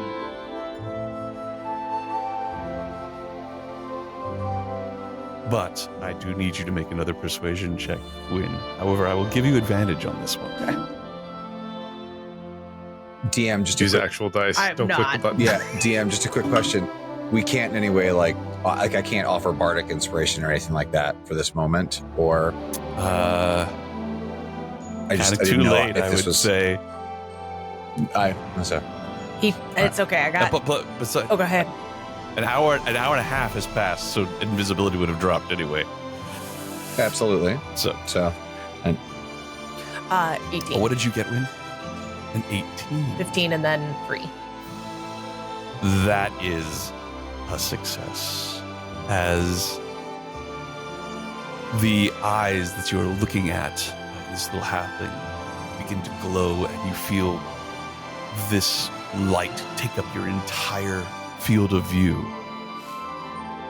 You feel as if you are hearing this goddess speak to you, but you can't understand the words. The voice doesn't really have a sound. It has a resonance that is more felt than heard. But it shivers through you. You actually feel it in the marrow of your bones. And it reshapes you. And this knowledge and this understanding of deeply held desires and how they drive individuals and how they shape the unfolding of fate becomes understood by you in a way that it's never been before. And as with Jack, you now have access to the abilities and the spell list of a cleric of the domain of Wish, which is a new domain that is in the Black Ballad source book. So you will need to familiarize yourself with that. And as with Jack, you can cast any spell on that spell list once per day. A tremendous influx of power. And now both Jack and Wynn have a slight luminous quality behind their eyes. Mine's blue, just so everyone knows. She's been eating unrefined It's your favorite spice. color. Yeah, yes. Spice must flow. May her blade chip and shatter. So, that is a success for you, Win, as now 2 boons have been acquired. Who's next? I shall roll. Next up, we have Niall. All right. Off to the marquee then. To the marquee, eh? So, the full name of the marquee is the Marquis of the Final End. Most generally referred to simply as the Marquis. Let's see here. As you approach this temple, Niall, by yourself? I'm not opposed to anybody following or joining me. I don't need to do this alone, but if other people are preoccupied. If I know you're there, then I will go with you. Okay. Okay. Because you were stealth, and I don't know if I could. I wouldn't have, just following Wynn, I would not have been stealthed on this task. Given the Then we fact probably met at the door. Given the fact that neither one of you are stealth, and you realize you sort of leave while Wynn spends an hour and a half cleaning the kitchen with Jack, is it conceivable that you would run back into Dawn and the three of you would hang out? Absolutely. All right. So Dawn, not by Oh, yourself, thank God. I with thought I was Dusk going to and have with to go to Niall. MV all by myself. I did not. You guys all left without saying anything except for Jack, and I didn't know what was going on. You saw me go. Yeah, but you didn't say anything. I didn't know if you were going to come You back left us. to help me. You left I didn't know if now the rest of us were doing this on our own. I've just been wandering, trying to think of an adjective for myself. But did you know that she went to a different place? Ridiculous. The adjective is ridiculous. She didn't go to Regret. Where'd she go? She went to Wish. Are you surprised? Well, that's not that surprising. She already had a coin for there. I know, but she lied. You lie all the time. I know.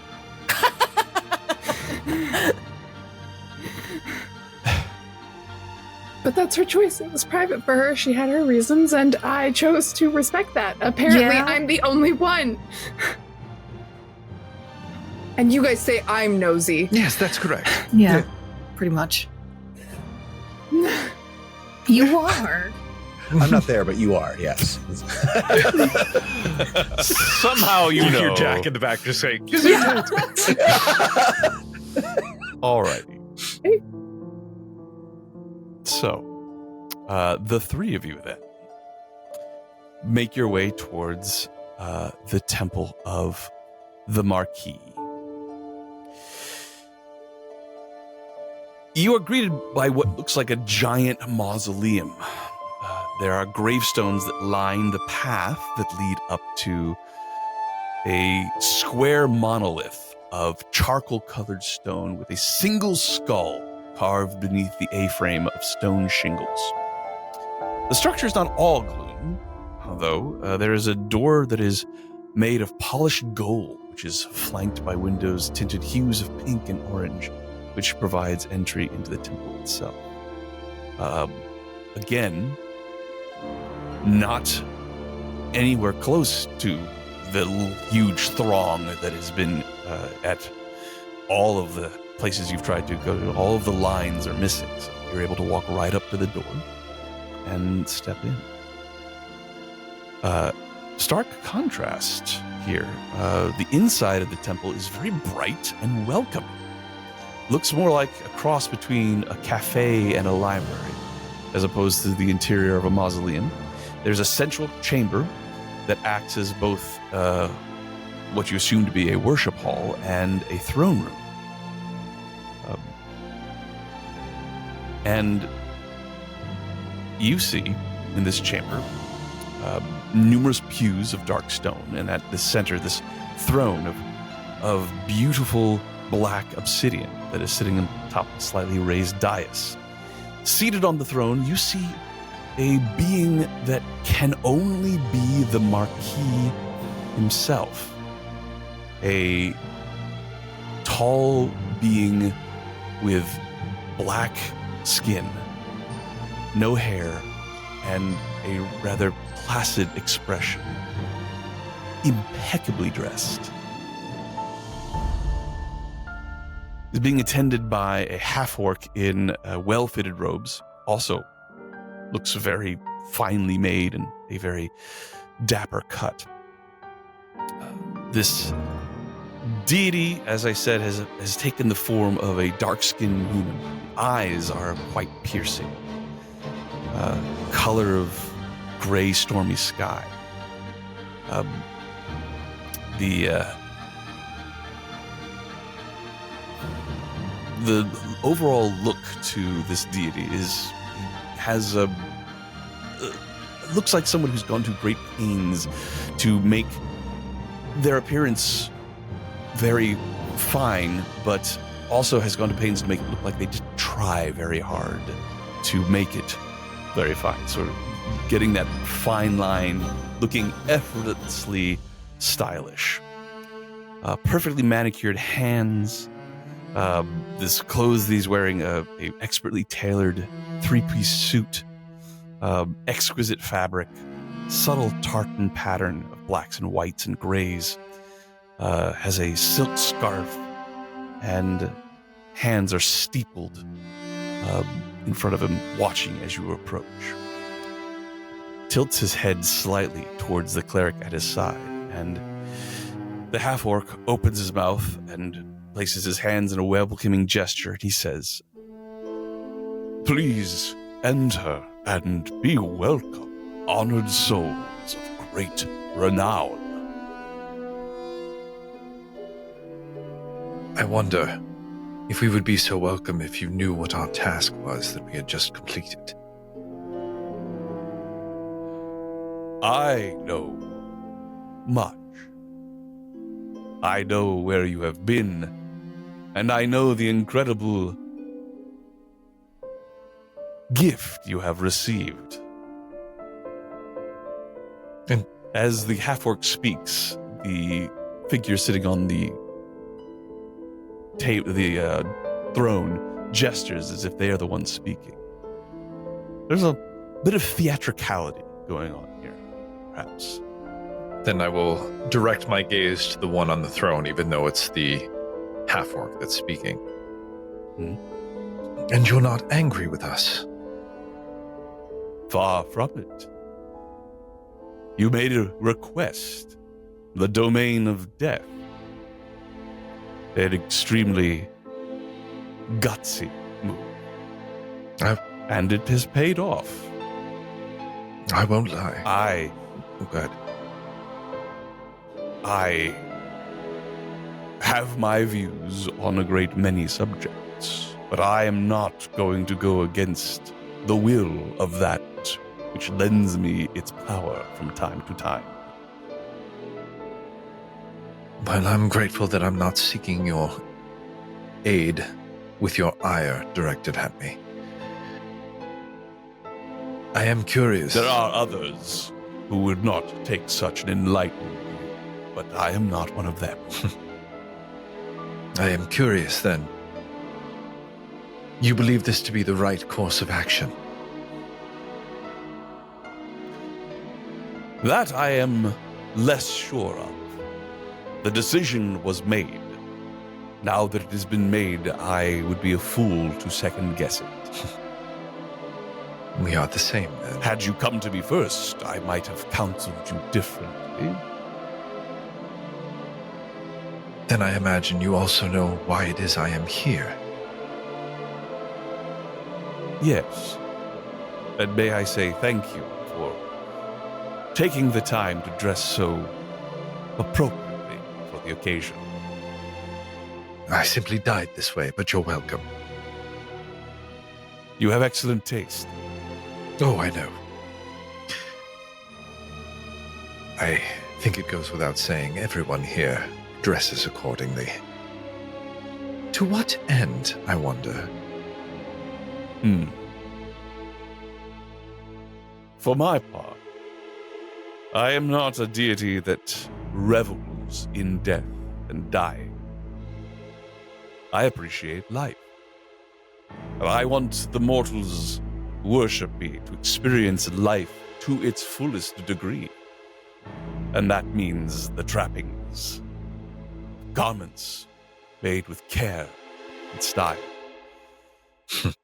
So that when they are finally ready for the gift that I can bestow, it is one they receive without feeling they have missed anything. Oblivion is so permanent. Live, enjoy your life. Come to me when you are truly ready for the end. I have felt a version of that end that I don't know my soul could bear again. The reason that I've come to you seeking this boon is because I seek to understand death. I will do whatever it is you require of me to acquire such a boon.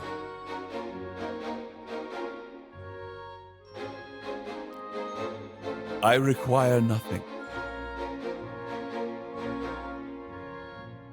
You have asked politely something that is, in other circumstances, completely unreasonable to assume that I would be willing to give. But why would I withhold my boon when you have already spoken to the entity, to the concept, to the very source of my power? So, receive the boon of death. Life, faith, hope. And as his voice finishes the last syllable of your word, your name, you feel a cold that washes over you. The only thing that you can think of it is it reminds you exactly of the falling, of passing into the domain of death before, as just freezes the blood in your body, freezes the air in your lungs, freezes the thoughts in your mind. And you see oblivion. You hear the voice of the Marquis with you even now. To truly know death is to see the utter emptiness that it brings. There are deities that rely upon the domain of death to carry their servants to other ends. Ends of service, ends of torment, ends of bliss. I offer nothing. Total and eternal slumber. I give you the peace of that. And the knowledge that, in the end, it is what awaits all beings. As the words finish, you come back to yourself. It is a more subtle and contained accepting of this power than you saw Jack receive. But as you open your eyes, those of you who are with Niall see that they are glowing with a deep purplish black hue. And now, Niall, you have access to all of the abilities of a cleric of the death domain up to the level that you currently have. And you can cast all of the spells on that spell list once per day.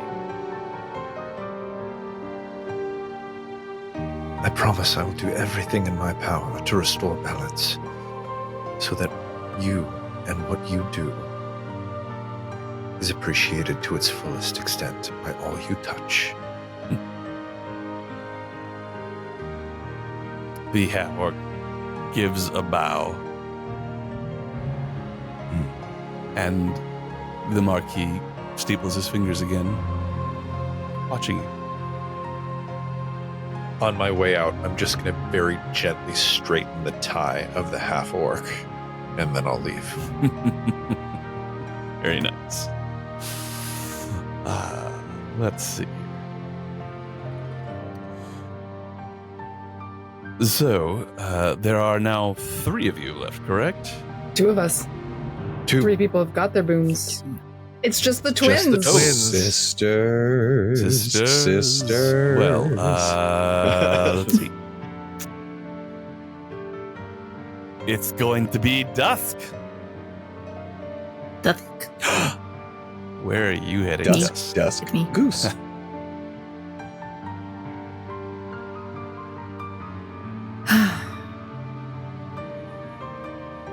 I've changed my mind, and I'm gonna walk towards in the direction of what I think is regret. Of regret.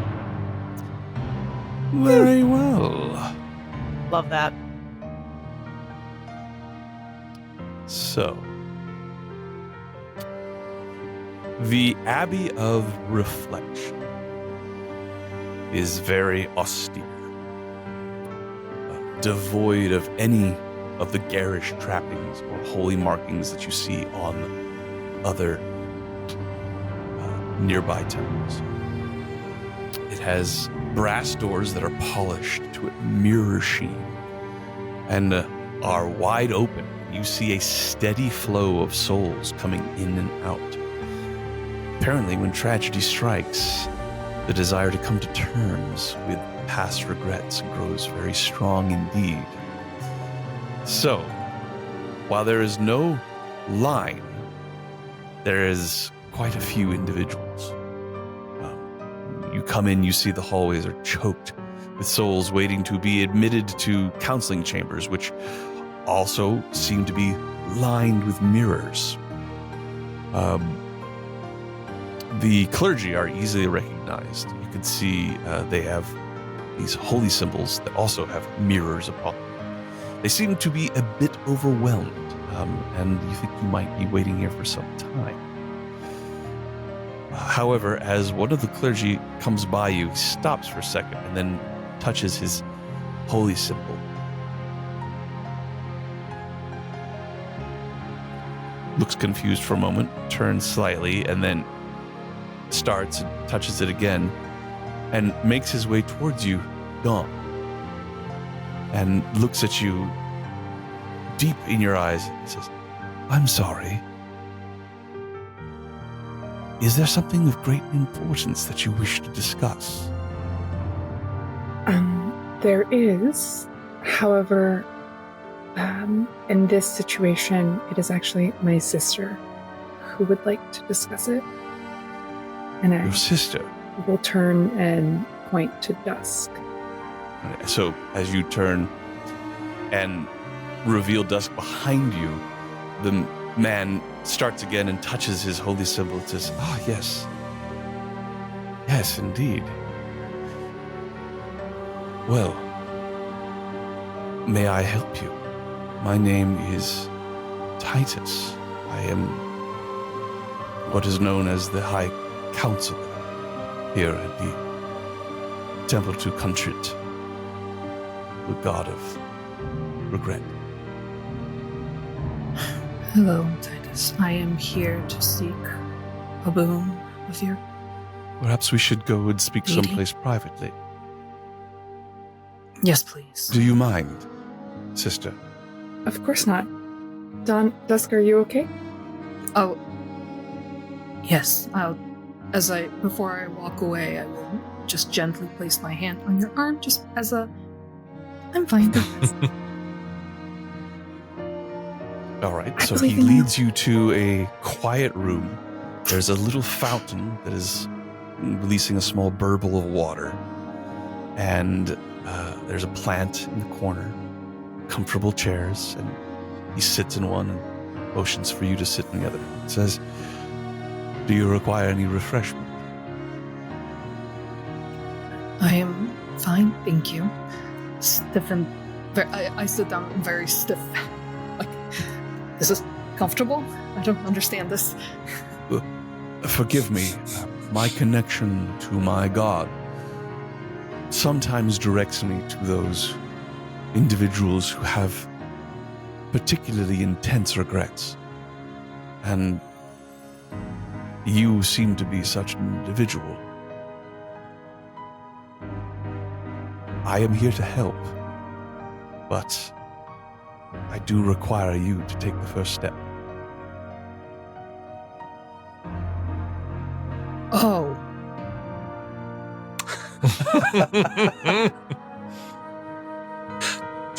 I regret dying? Yes. I'll wait outside. We often Can't watch this. have regrets of things left undone, but perhaps I could be more clear. Not something that has happened to you, a regret that something that you did or didn't do.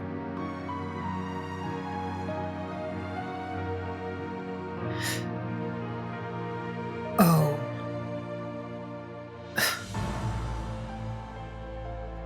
Is this something people can do easily? Usually not. Okay. Makes me feel a little bit better. I mean, I can go through the fact that I feel like if something I had done would have prevented my sister from dying, but I am still on the same topic as I was one question ago, I guess. Well, perhaps we should begin with why you're here. I seek a boon from your lady. What sort of To boon? help. Something that could help make this place not be in danger.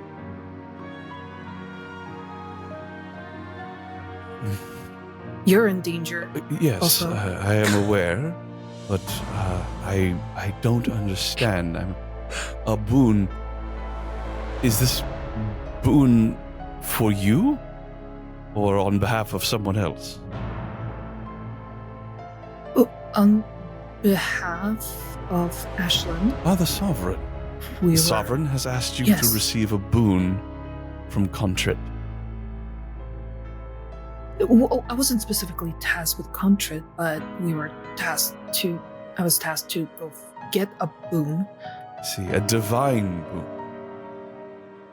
Yes. It is no small thing you ask for. May I inquire as to why Ashlynn has asked you to do this? To make this place not be in Yes. danger. How exactly does this boon allow that to come to pass? I don't know. Is that a lie, Dusk? No. You do actually know. Oh, She Then- needs the boons so that she can resurrect Nixia. well, that part, I guess, yeah, I just didn't make the. Yeah, Dusk like is how not is she making- going to me use and the Dusk are not boon? making the connection. Like how yeah. would she use the boon to raise Nixia is what Mhm. I thought maybe the question was. Yeah. Get me a chicken because I want eggs, and I don't know about the eggs. So, do you say you don't know? I love you so much. Yes. Those fluffy dog things. Oh, I've got regrets. Been living with your sister Soku- for how many Soku, years, you and you say don't the understand funniest how damn and things. you don't understand how Seriously. regret works. I don't know. Don't know. Is it something like you walk into this space and then everything you say you regret? Like that's part of the temple? Oh my god, yes. Yes. I'm so glad that That's my whole Niall's life. not here with you right now.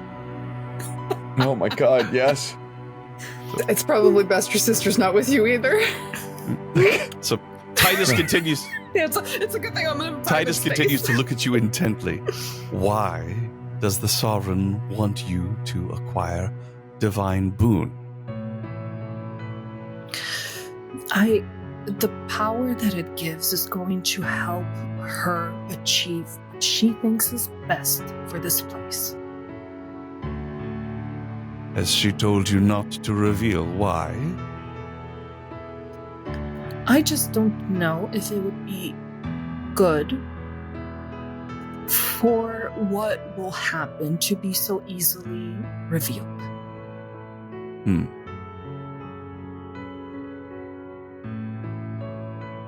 Not that I don't trust you, I just don't know what the knowledge could do to you. See, that's one step ahead of regret. I'm afraid that unless I know what this boon will be used for specifically, I cannot offer my aid in helping you attain it. You will have to trust me, as hundreds of thousands have trusted me before.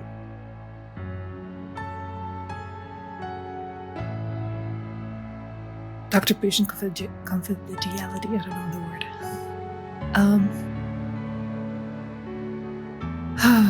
Okay, well, I mean, that I would assume that the last thing that would happen in a place to deal with regret is that I regret what I'm about to say, which is that she wants to bring back Nexia. So as you say that name, the holy symbol around Titus's neck, which is this faceted mirror, shows a variety of different reflections at once put together in a geometric shape. There is a tone that sings out from it, as if somebody has run their finger along a wine glass, just sort of. And he closes his eyes and then nods and says, I see. I cannot offer this blessing. It can only come directly from Lord Contrit himself. I can escort you to the innermost chamber of this abbey, to the great reflecting mirror where you can make your request to the Lord himself.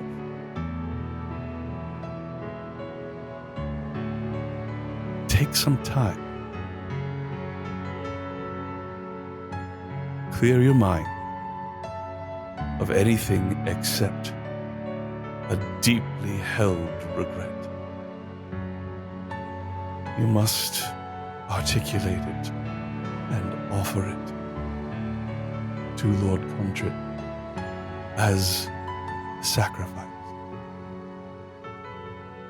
If he finds it worthy, What? you will receive his boon. What will happen with this regret once I offer it? The Lord takes it upon himself, and you will be cleansed of it.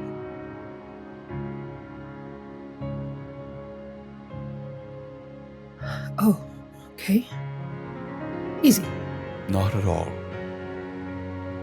I know I was lying. Take some time. Stay here as long as you wish. Okay. When you are ready, come to the door, and I will lead you where you need to be.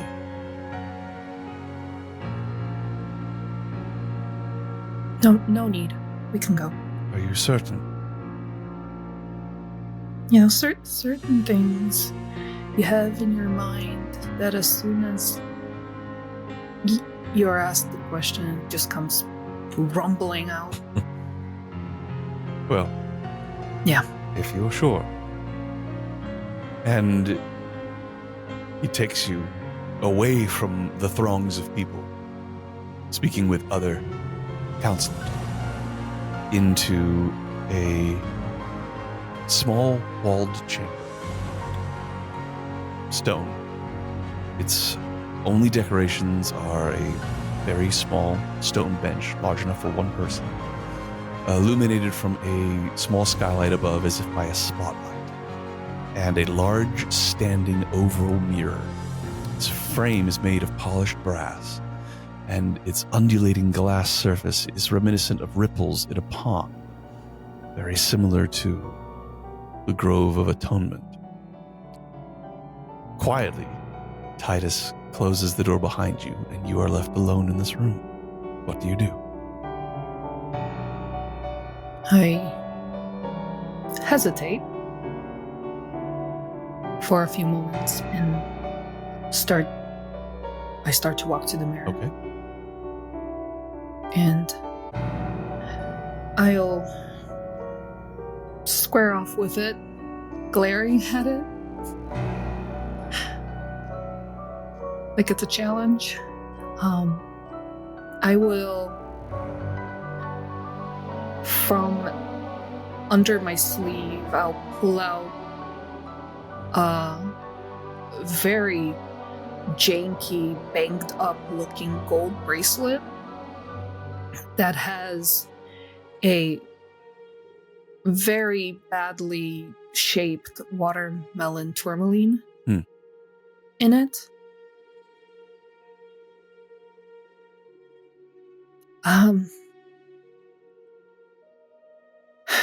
Deepest regret. I am scared that my existing, me being born as I am, me being as I am the reason and have caused Dawn's life to be as hard and as painful as it has been. As you say these words, the surface of the mirror ripples and you hear a voice. It is clear, like singing crystal, resonant, and the waves on the rippling mirror move concentrically in time with the words you hear. But, Dusk, this is a fear, not a regret. I regret being born. Dusk, that is not something you had control over.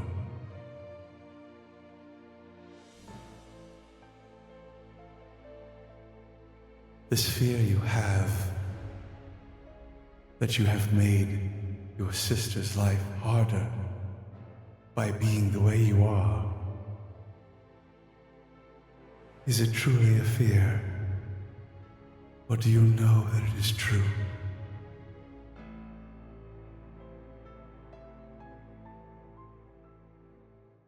I know that it is true. That is a regret.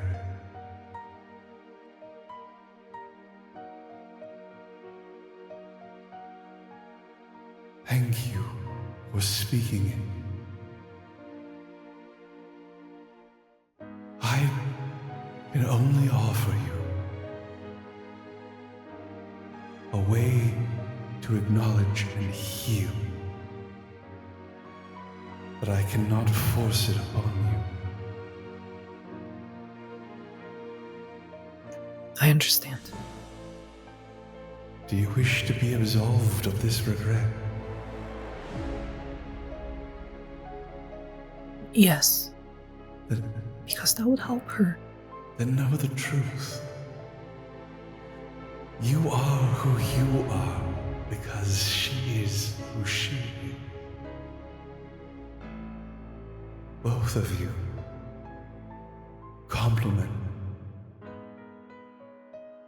lift up, guide, and energize each other.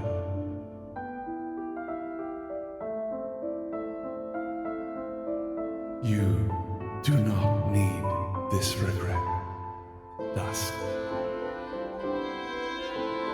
Let it go.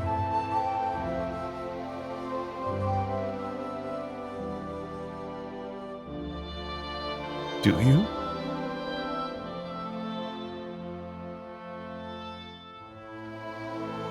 I'm almost fighting against it for a moment, but then just a deep sigh, then let it go.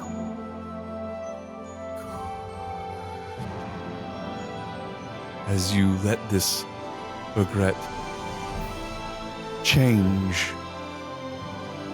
the negative connotation that it has colored so much of your life with fades, and you feel welling up from within you this power, whereas the others have felt the power pushed on them or beamed into them.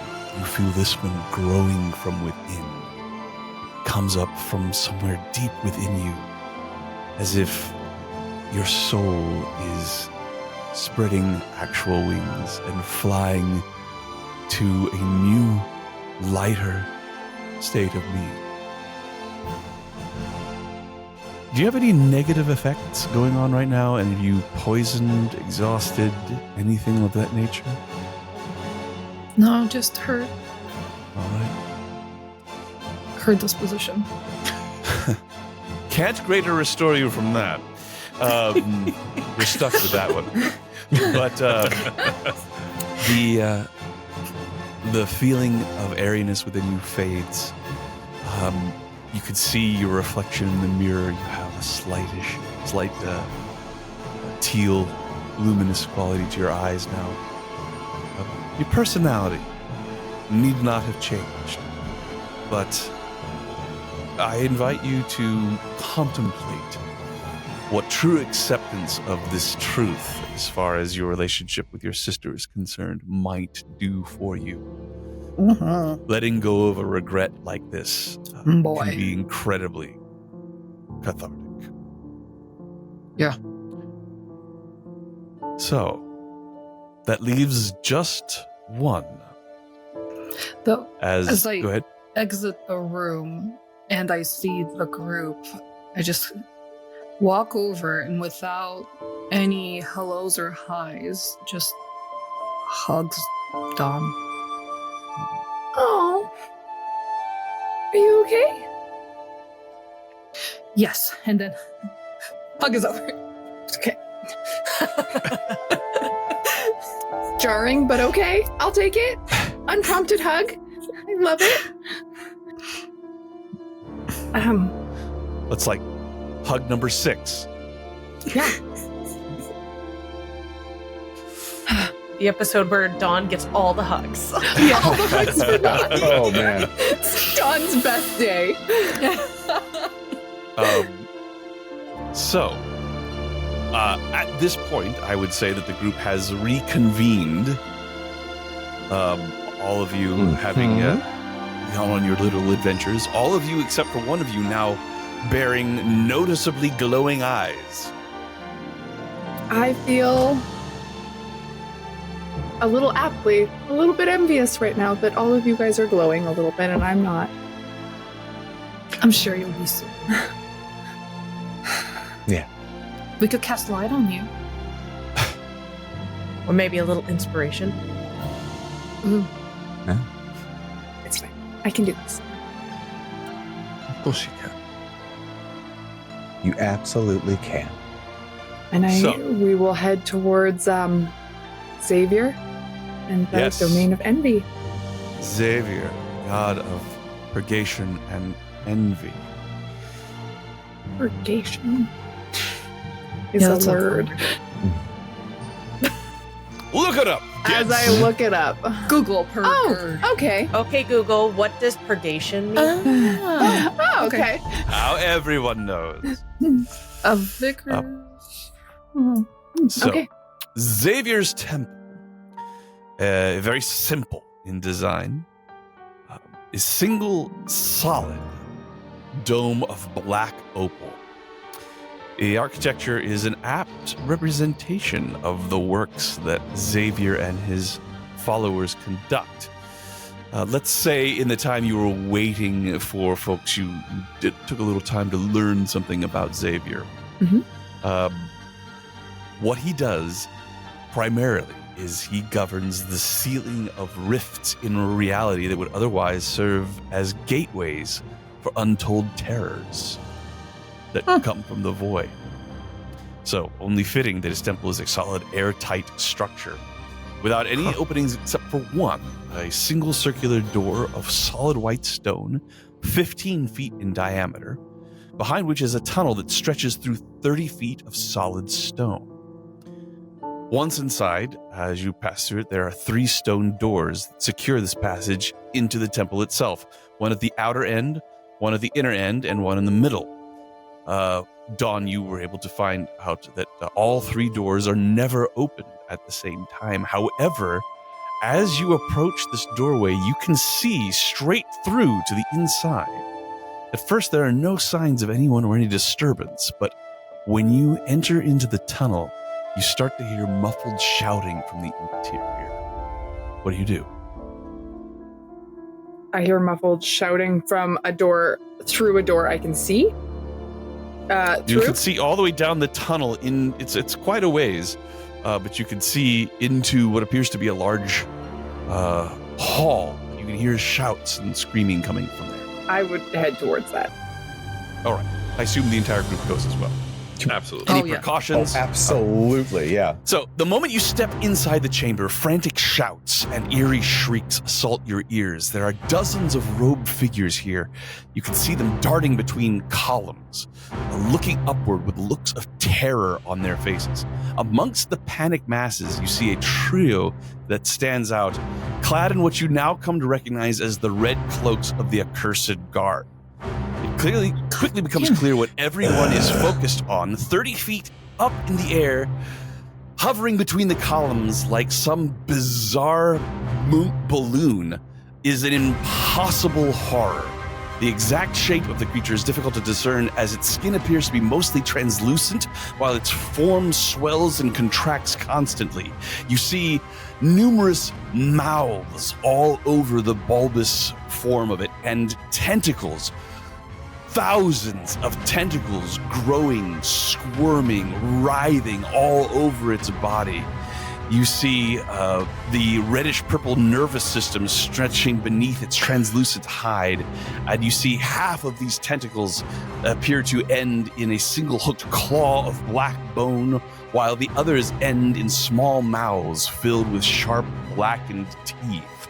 And as you gaze at it, you hear one of the accursed guard says, "See, brothers, see what they've kept locked away for themselves. Now its power shall be..." As one of these tentacles comes down and grabs a hold of this man, pulls him up into the air, and another tentacle comes and devours him whole, his body moving into the mouth. Watch as it distends the tentacle as it passes through the length of it all the way back to the main form. Behold, Rapax Incarnatus. This will be where we end our session. Oh no! As the group prepares to do battle with this It's an evil thing. Pokemon. That is terrifying. Oh my god. It's like Sonic the Hedgehog did Can I like give- a pound of cocaine. Like, Can I give a speech instead? It's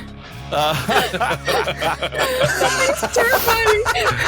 Try it. Try it and see what Absolutely. happens. I have new thanks. regrets that we could explore. Thanks for coming to your dead talk. yeah, yeah. Everyone, I love you all so much. What a fantastic session. It's okay, I got all my thank you. hugs. Thank you so much for being awesome. You're welcome. Oh, Everyone, Storyteller's Forge is a fantastic group of very talented writers. They are the creators of this amazing module. You should definitely check it out if you are enjoying it here.